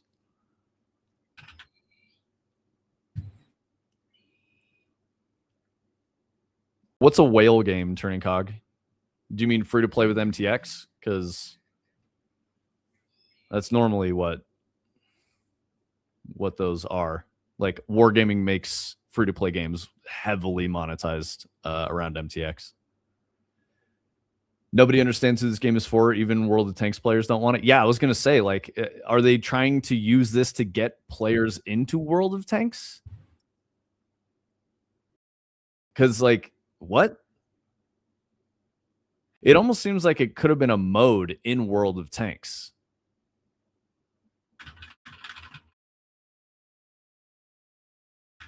Yeah. They definitely said it was a hero-based World of Tanks style game. Or I guess not even, but just like a tank game. Did no one tell Wargaming not to do this? It's interesting how the charts only go back like 2 days when it's been out for a while. Yeah, this is a really weird choice. Looking on the other chart website here, let's see what this one shows. Yeah, I can only go back like 7 days on either of these, it looks like. Like the beginning of the month. Lander, are you still playing World of Warships?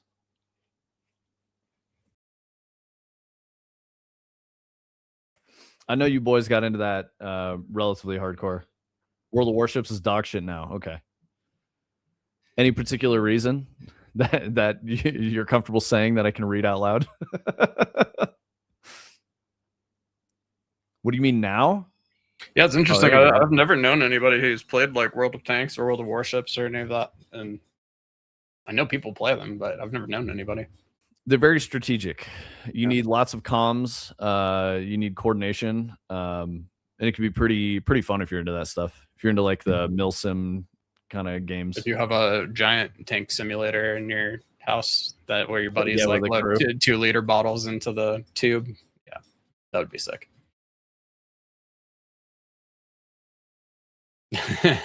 That's Yeah, see, Adder, that's the War only thing I Thunder? know about any of That's these War games. Thunder. Yeah. Oh, yeah, see, there's another one too, War Thunder. Crazy. I equate those games with like Raid Shadow Legends and shit, you know? Like, I don't know. They get advertised the same way. Oh, is okay. So did they have like EU division and like a Russia division of wargaming? Main So studio. you're saying one of the split parties made this new game that nobody cares about? I bet you the party that made the new game is in the UK. That's my guess. Russian studios stayed in Russia. They lost all their talent. World of Warships has done incredibly scummy gacha crates to make up for the lack of content they push. The game is full of bugs and performance issues, etc. Okay. So are you saying the Russian studio is the problem? Yeah, I would have assumed it was the UK studio. I almost kind of would have assumed the other way too, maybe, but yeah. Russian studio has objectively superior product called Mirkorobi. Probably.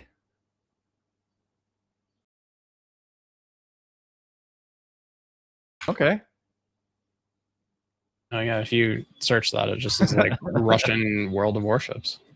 Mir Harambe? Yeah. Unavailable in my region. Armored Warfare's Russian studio went through similar with their contract with Obsidian.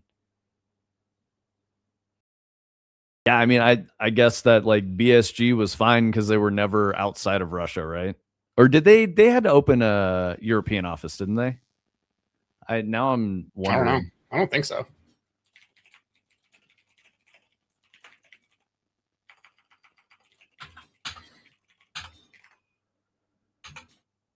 They do have an office outside of Russia. They have a U.S. office in Georgia? Interesting. That's probably deployment for North America. So it's like a, data center type thing. Yeah, it's basically Russian World of Warships. They split the development, and all the devs who actually understand the game stayed in Russia. Okay. Yeah, that's what I thought. I would have assumed that, some kind of geopolitical event meant that the good, or not the good, the talented or skilled developers are going to stay in Russia because there are consequences for leaving and stuff like that. Lander's literally fixing bugs for World of Warships for free because they don't understand their product. Nice, dude.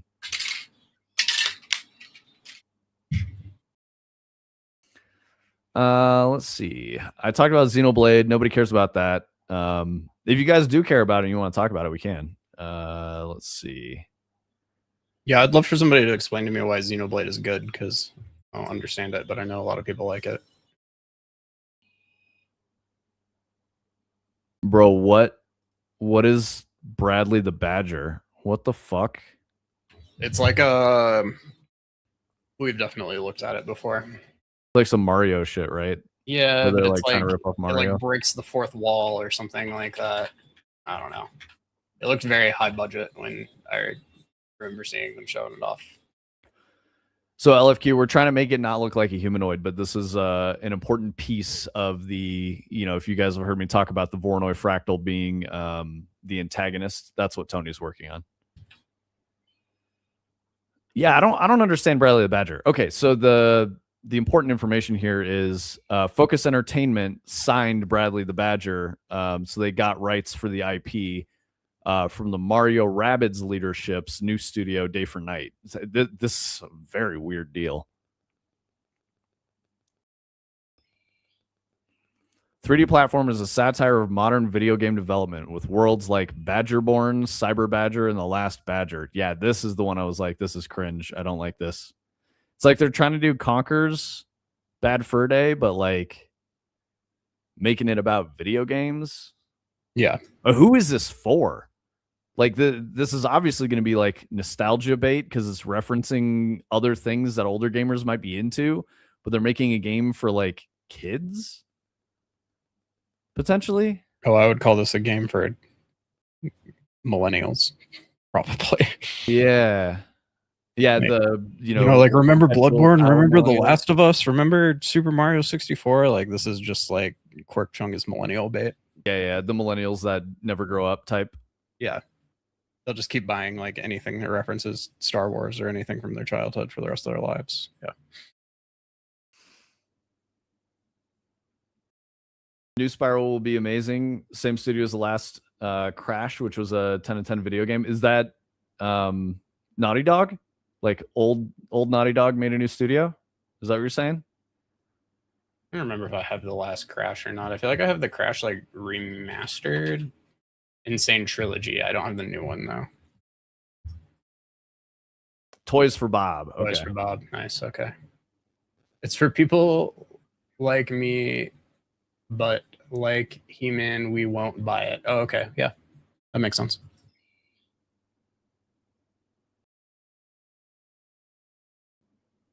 Yeah, that's what I'm saying. I think it's like a really weird. Yeah, exactly, Adder. It is a bunch of shit thrown at the wall. That's what and then there's like this weird, like it's like a guy with like mental problems or something. Like I don't. It's so weird. I could see Turning Cog wearing that outfit. Adder goes, "What the fuck?" Yeah, what the fuck indeed, man. It's just, yeah, I don't know. Actual footage of Turning Cog. It's another one of those like, you know, 6-figure trailers that they showed at like a game show that we'll see. I agree. It is strange that it's all the same trailer. I also think what's weird is that the trailer is like a weird show, like a TV show. Bro, you saw one video of me make wild assumptions about my fashion. I'm just playing with you, man. No. I knew that was gonna, raise your hackles. Yeah, Adder. We talked about that yesterday, and Tony was like, "What do you think of this?" And I was like, "That's awesome. We want that." So yeah, it was good. Good stuff. We want to put it on something that looks like a spider, kind of. Yeah, the next thing is to make it less of a humanoid cross section, because when it's in a darker environment, you get a lot of the yellow. You don't get a lot of the blackness.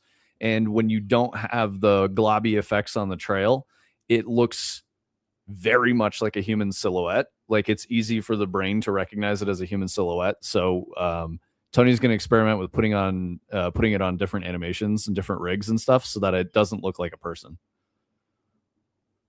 So I don't know if that's going to work. It might be weird, but that's kind of the direction we want to go. And so you can tell there that it's like a dude walking, and that's not what we want. We want it to be a little more like, what the hell is this thing? Because like when it's standing still, it definitely gives a lot of that like, what the fuck? But yeah, it looks like a dude there, so that's part of the problem. Yeah, this is all we're getting there. Niagara particles on, a skeletal mesh that you can't see. And LFQ, I'm sorry to break this to you, but this is what Blue Husbando is turning into. Yeah, he's under there. Yeah, this is your Blue Husbando, bro. He's becoming his true form.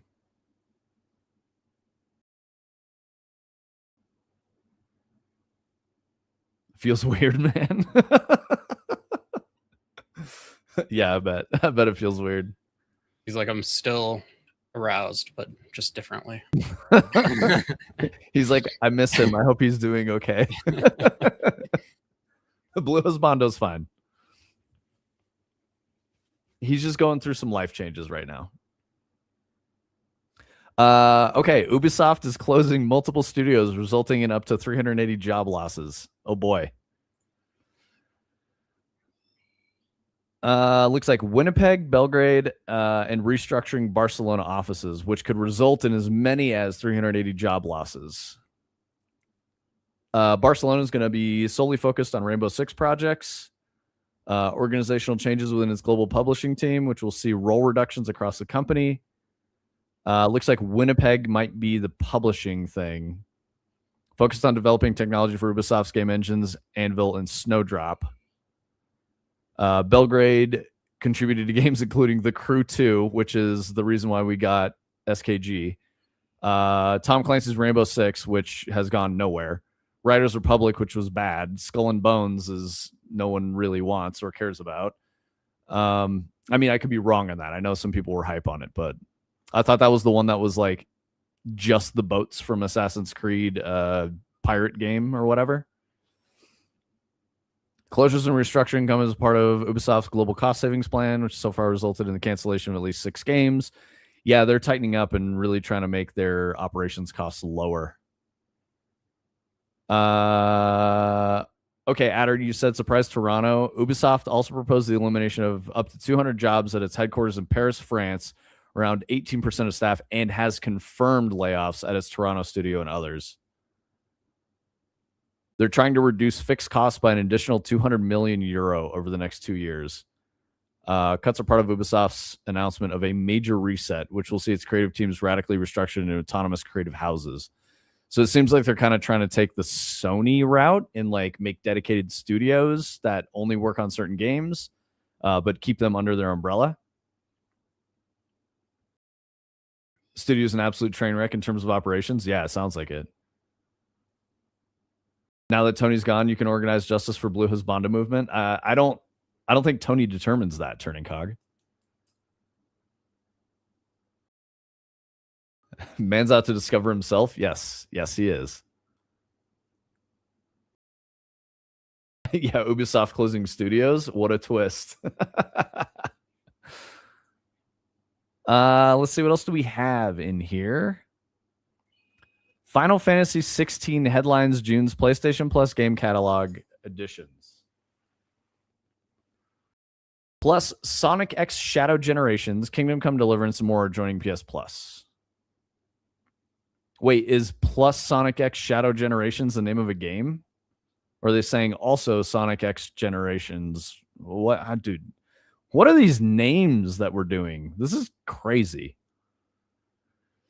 Okay, they were affected. I still can't believe how awful that candidacy process was, as bad as it was at Toronto. Yeah, I believe you, dude.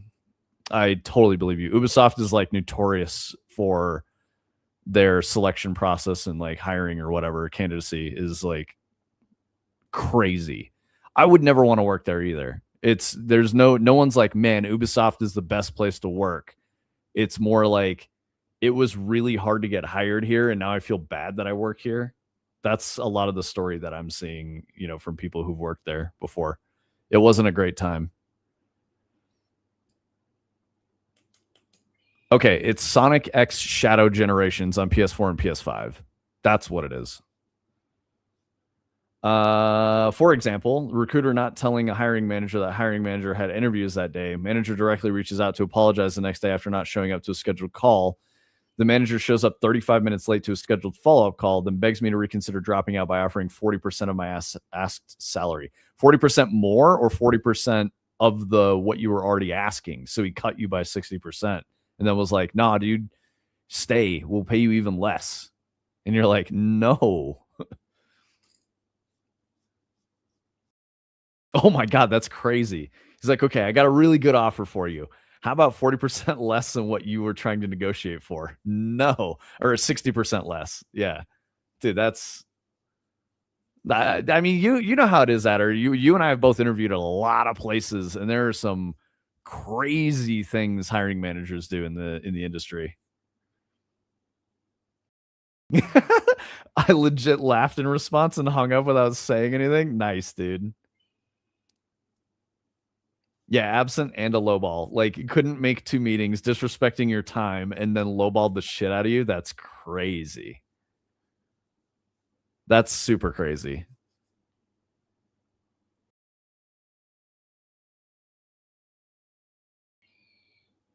Okay, so I'm looking at the PS Plus new release schedule or whatever, the change to the lineup.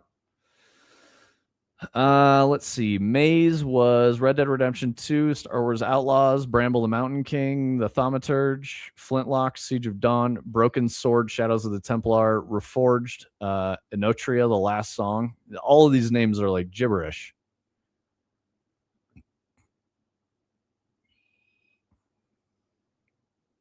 What is Final Fantasy 16? I don't know anything about that. It was being shown pretty heavily when we were at PAX. I don't know if that rings any bells, but it's like the dude and there's like a dragon. I don't fucking know. Yeah, I don't care. I don't care. Yeah. I like some Final Fantasy stuff, but the newer titles are really weird for me.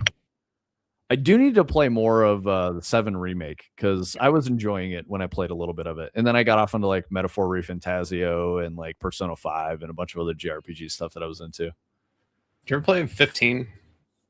I don't think so. I think 10 was like the last more, current Final Fantasy game I played. 16 rips? Okay. What makes it rip? Adder says, emailed them later to never reach out to me again for any positions, and I completely cut ties with that shit show. Fuck Ubisoft. Nice, dude. Yeah. That's what I'm saying, Adder, is lots of very talented, great people there who are like, I really want to get in there. No, Unk, ask away. As long as it's not like medical or financial advice or legal advice, we're pretty good to help you out, man. And don't feel bad if you're like, oh, this is a stupid question. Don't feel bad.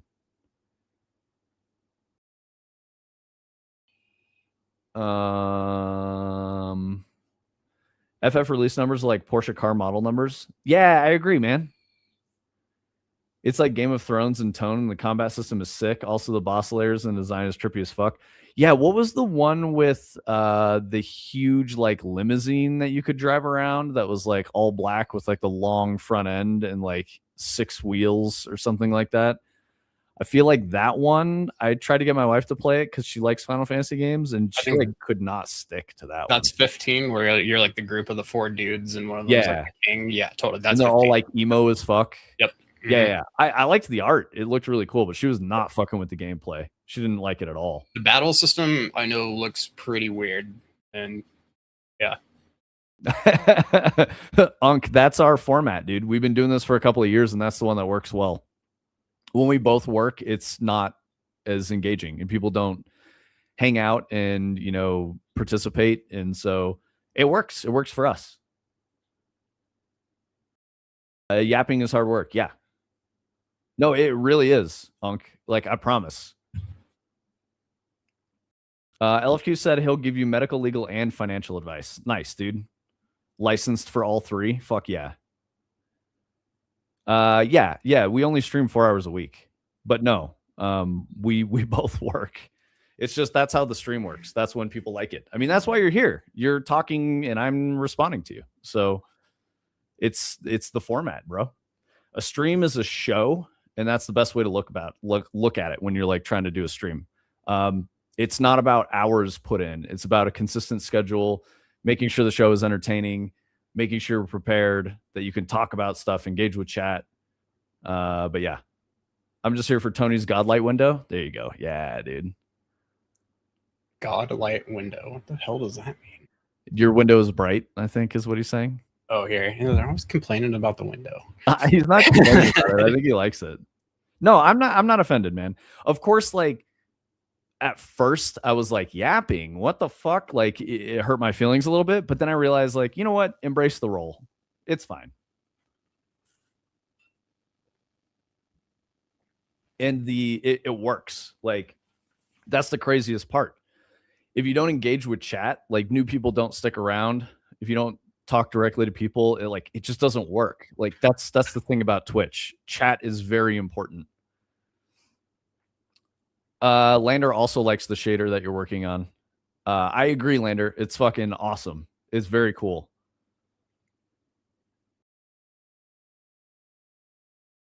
I'm only here to stack channel points. True. Yap, yap, yap.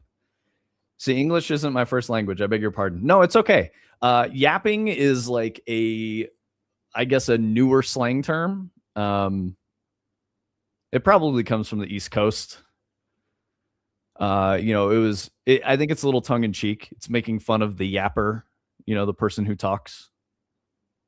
Yeah, you're totally fine. I'm not offended. Don't worry about it. Exactly, Luminous.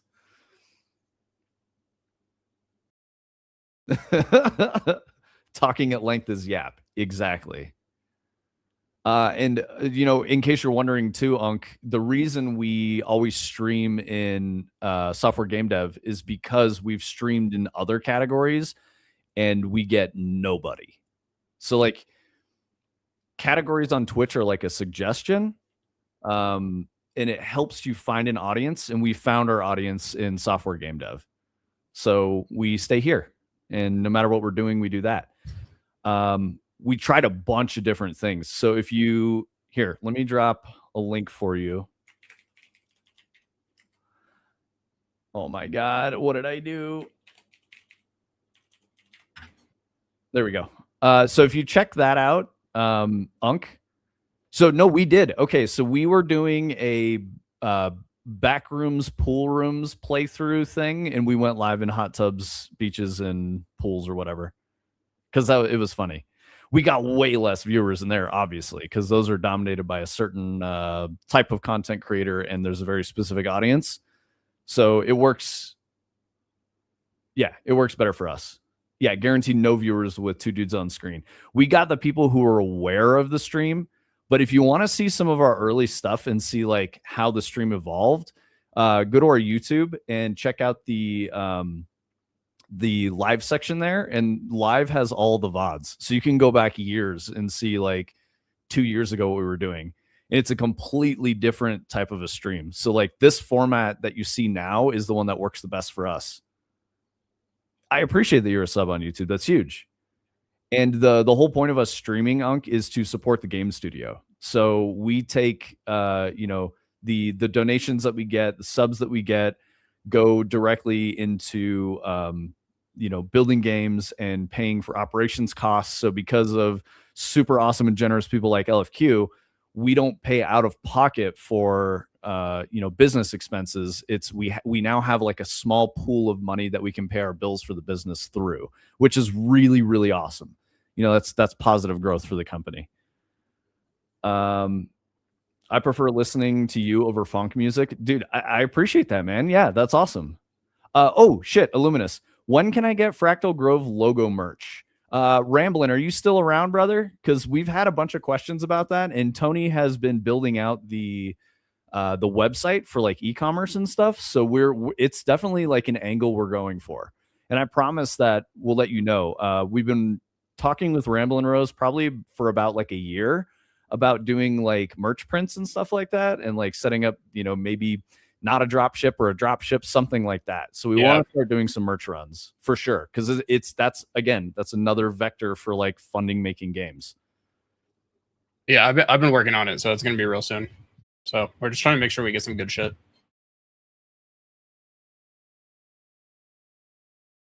Corporate call operations cost is OPEX. What? I don't know what you mean by that.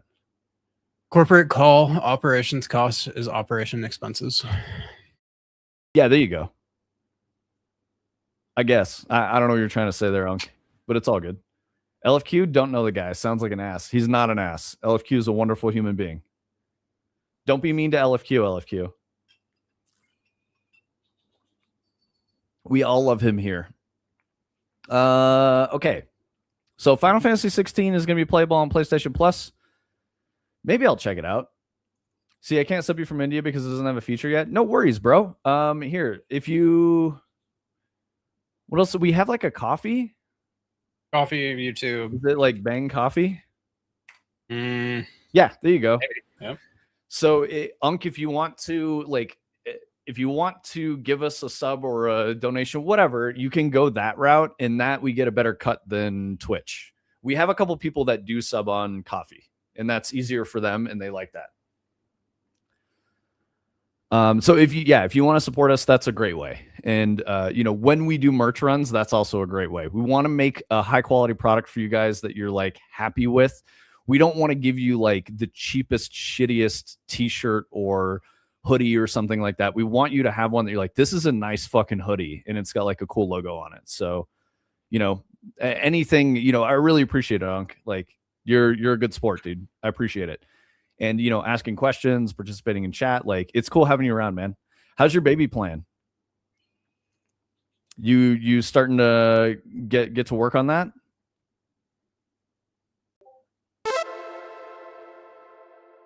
Sweat Alpha 76 just followed on Twitch. Fuck yeah. Thank you, Sweat Alpha. Welcome. Financial contributions are not mandatory and are strictly to show extra voluntary support. Exactly, LFQ. Got to be moving on the babies with that headcount goal. Yeah, that's real, Adder. You got to get after it, dude. Heavyweight shirts, please. I cannot stand the paper thin titty outline BS most merch companies. Yeah, exactly. That's the big delay that we've had, honestly, is like it would be very easy to just put some shit out. But like we got to find a drop shipper because I think my brother just moved into an apartment. I don't know if he's going to be printing much for us like he talked about with us originally. But I found a drop shipper that, we'll order some samples from, and they got to be good enough before we do anything. So. Unc just found out it takes 9 months to make one baby. Bro, that is rough. Yeah, what's up, Sweat Alpha? What brings you around?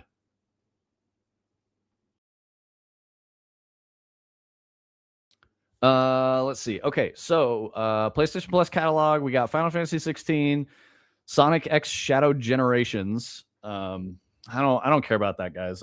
Do you guys like play modern Sonic games?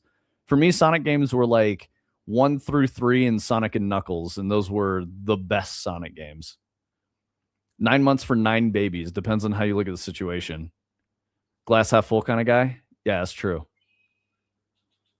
I mean, 9 months for 9 babies requires 10 people, I think. The Tower of Power.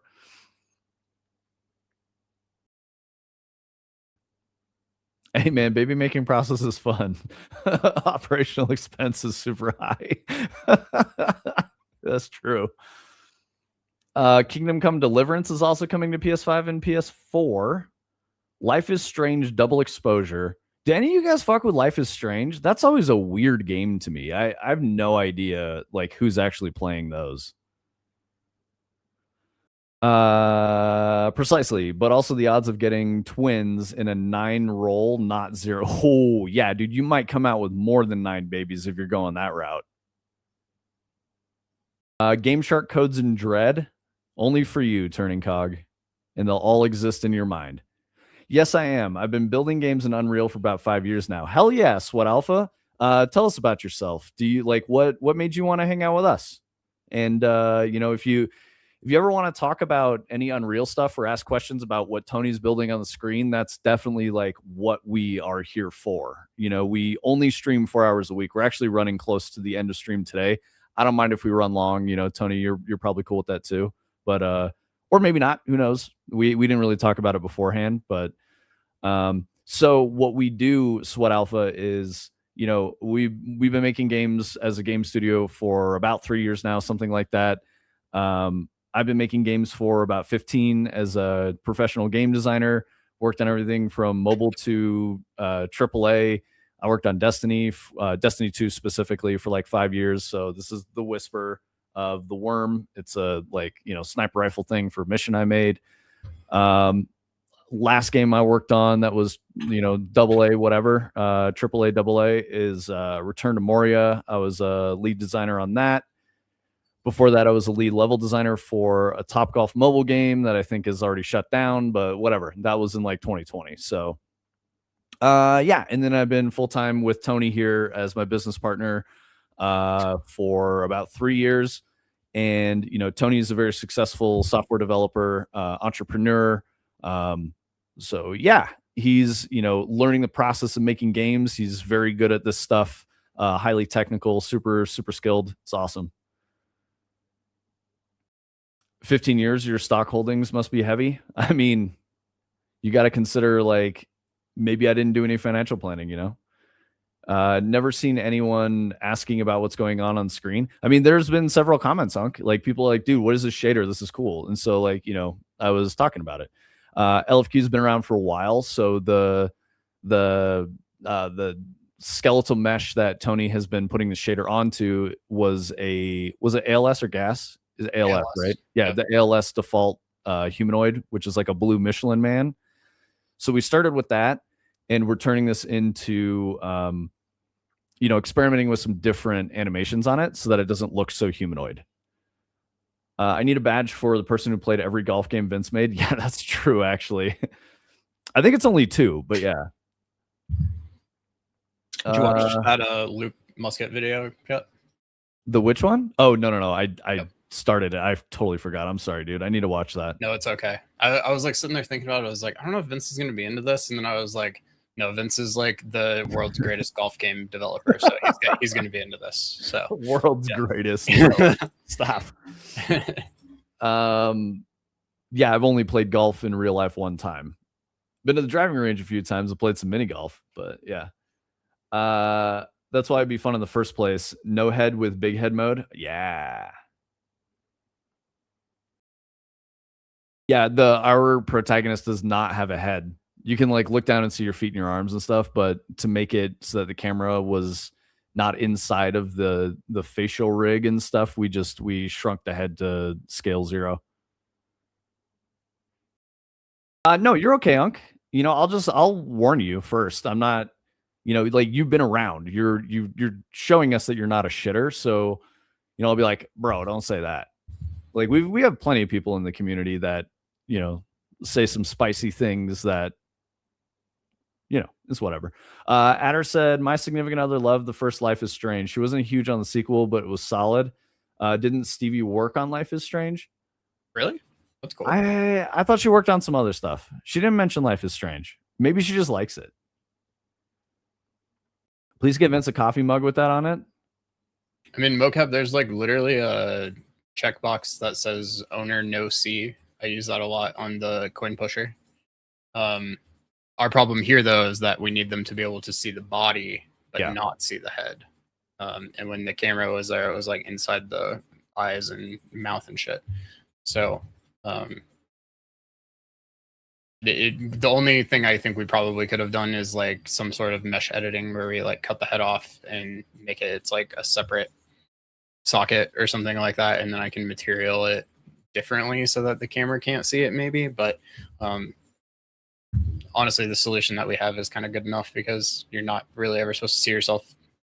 So as long as you can see your body, you're good.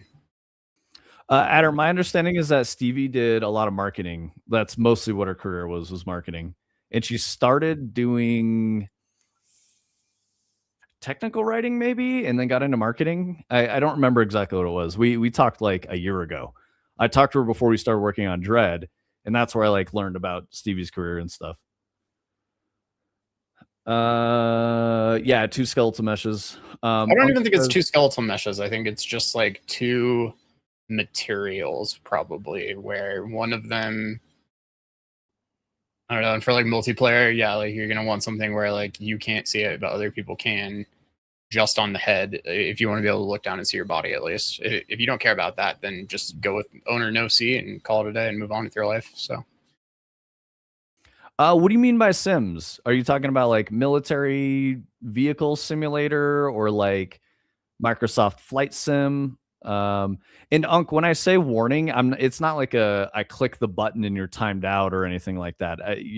I'm reading the chat, so I recognize you. We're not big enough that we're gonna have a person where I'm like, wait, who's that? What's that name? Like, you're fine. Don't worry about it. We were a lot more like restrictive on chat in early days, but no, you guys are great people. Like no one here is like a dick to anyone. There's like never any fighting in chat. You know, like, it's a very supportive community. So I'm comfortable giving you guys a lot of latitude. Usually jokes are very friendly and like done in good faith and stuff like that. So it's all good. Yeah, good questions, Luminous. Card shop sim, paint houses sim. I mean, supermarket simulator, police simulator, or card shop sim. Okay. What are the thoughts on those? They're a little boring for me. I really like action games. But yeah, I mean, they're valid. I think I they're went like, hard on card shop sim for, I don't know, like a week one time, and I had a good time, and then it just kind of like fell off a little bit. But they did a really good job of just kind of designing like a dopamine factory. I think that was like the primary thing it was. LFQ, you're very kind to our wallet, so don't worry about that. You're paying it forward, as they say. No, Sushi, we don't want fighting in chat. We fight all the time, but it's as harmful as thumb wrestling. Yeah, there you go. Cog was telling us that Warka is making library simulator similar to like the wizard library thing or something while he's waiting for the um, Trails in Error. I think that's what his other game is called to come out. So dude's cranking him out over there. Oh, he put it on hold now. Okay. Cog was just telling me about this like under 12 hours ago, so or 18 hours ago maybe. But oh shit, you're in Colorado. Hey, we're in Colorado too, man.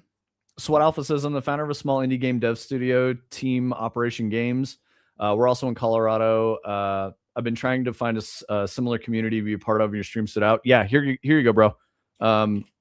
Join our Discord, please. It's not a like super chatty, spammy Discord. Everyone in there is very friendly and supportive. We allow people to, you know, share their own stuff and whatnot. So as long as you're not like spamming and dominating like the section of the Discord where it's like promoting your own thing, it's totally fine. We have had some people who just post their shit way too much, and I got to be like, hey, please don't do that. So, you know, just be aware that it's like a, you know, we're trying to be high trust here, I guess. That's the thing I'm trying to say. Like, you know, don't be shitty about stuff. Little background on me, currently 17, self-taught a lot of things for game dev. Love creating art, but I can do blueprint programming, basic 3D modeling, and marketing. Nice, dude. So yeah, Sweat. You know, think of where you are, but like 20 years in the future. That's like where we are, if that makes sense.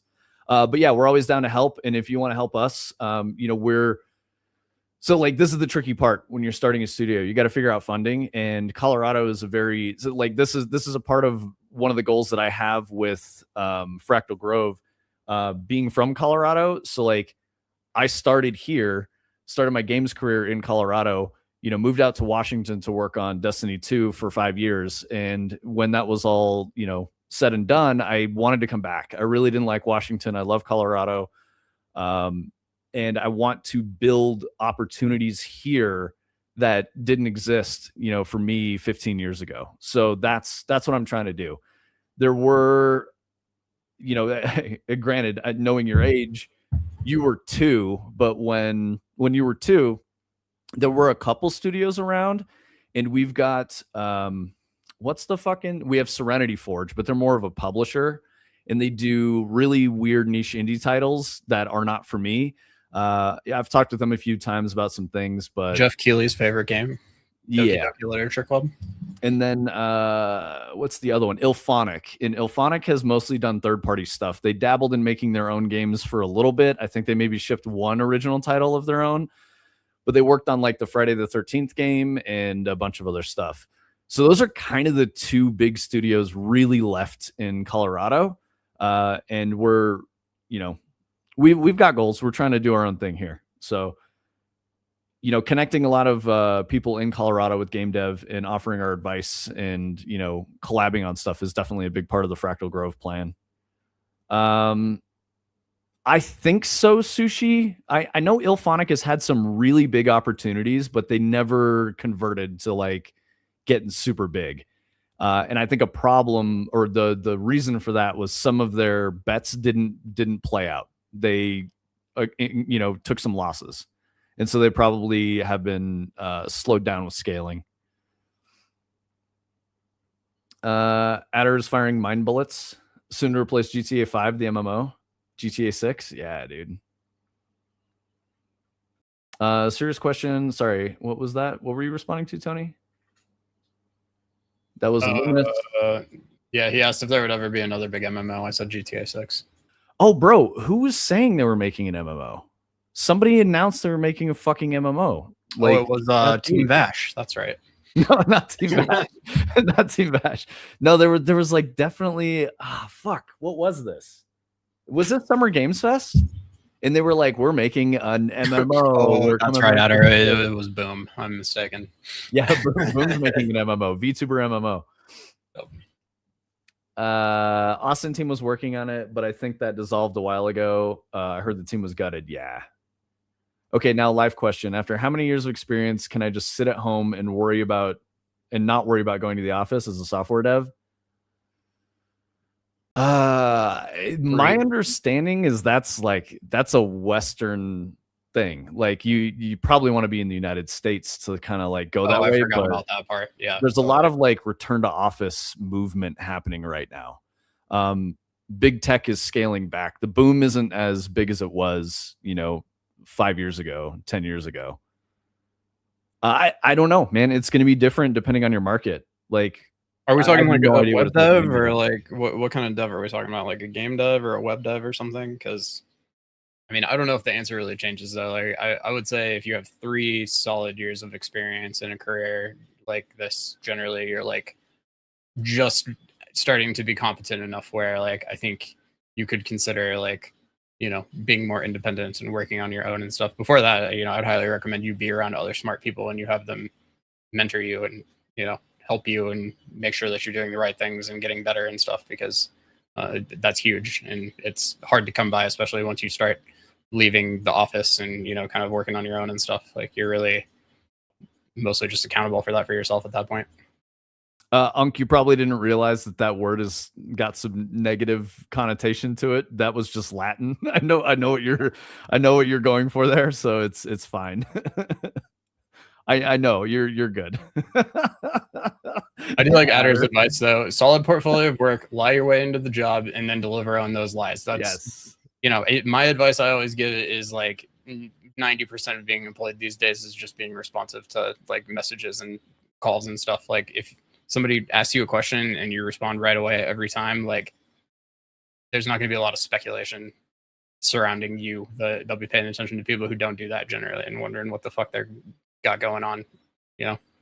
If you get back to them every time and you're just like, yeah, I'll take care of it. It doesn't actually matter if you do it. It's just people want to be communicated with. It's like 80% of working in the modern society, I think. Yep. Adder's got some really good advice. Sweat, that's going to be useful for you too. Have a solid portfolio of work, lie your way into the job, deliver on those lies, and you're set. Yep. And maybe, center those lies around like stuff you actually want to be able to do. And then, you'll be incentivized to do it anyway.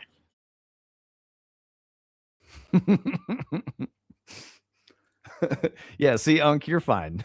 Don't worry, bro. I appreciate you being like, I don't want to do anything weird or say something that is going to get me kicked out of here. I appreciate that. And I like you hanging around. So you have a good sense of humor, bro. Well, we should we'll start wrapping her up here. I'm getting hungry. Okay. Yeah, that sounds good. Yeah, I got to deal with like house painters and stuff too. So I got to see what's up with all that business. Appreciate you guys hanging out though. We'll be back tomorrow, 2 p.m. Yeah. So Sweat, we're live Wednesday and Thursday. Wednesday is 10 to noon and Thursday is 2 to 4. So that's when we'll be back. Is tomorrow from 2 to 4. And that's all we do in any given week. We don't deviate from the schedule. That's what we do. No worries, Peanut. Yo, thanks for coming through, brother. We'll see you tomorrow. We're just wrapping it up, but yeah. We got Stevie and Warka both on, so we should probably go raid one of them. We rated Stevie most recently, didn't we? No, we rated both of them recently. We did raid both of them recently. So Stevie has rated us pretty recently too, though. So we should probably just return the favor. Yeah, let's go to Stevie, guys. We had questions for Stevie. Adder, I think you wanted to ask about Life is Strange, so get in there and ask her about that. Yep. Let's see. Stevie Ray Drone. All right, guys, get your trees ready with those new LFQ gifters that you got. And let's see. Okay, we got about 10 seconds to raid, but say what's up. Drop some trees in chat if you got the emote powers. Oh, Stevie's playing one game of Mega Bonk again. Nice. This will be perfect. She's gonna feel self-conscious and be like, "Oh God, I need to make a game now." We always raid her when she's playing one game or something. It's great. All right, guys, take it easy. We'll see you tomorrow. See you guys.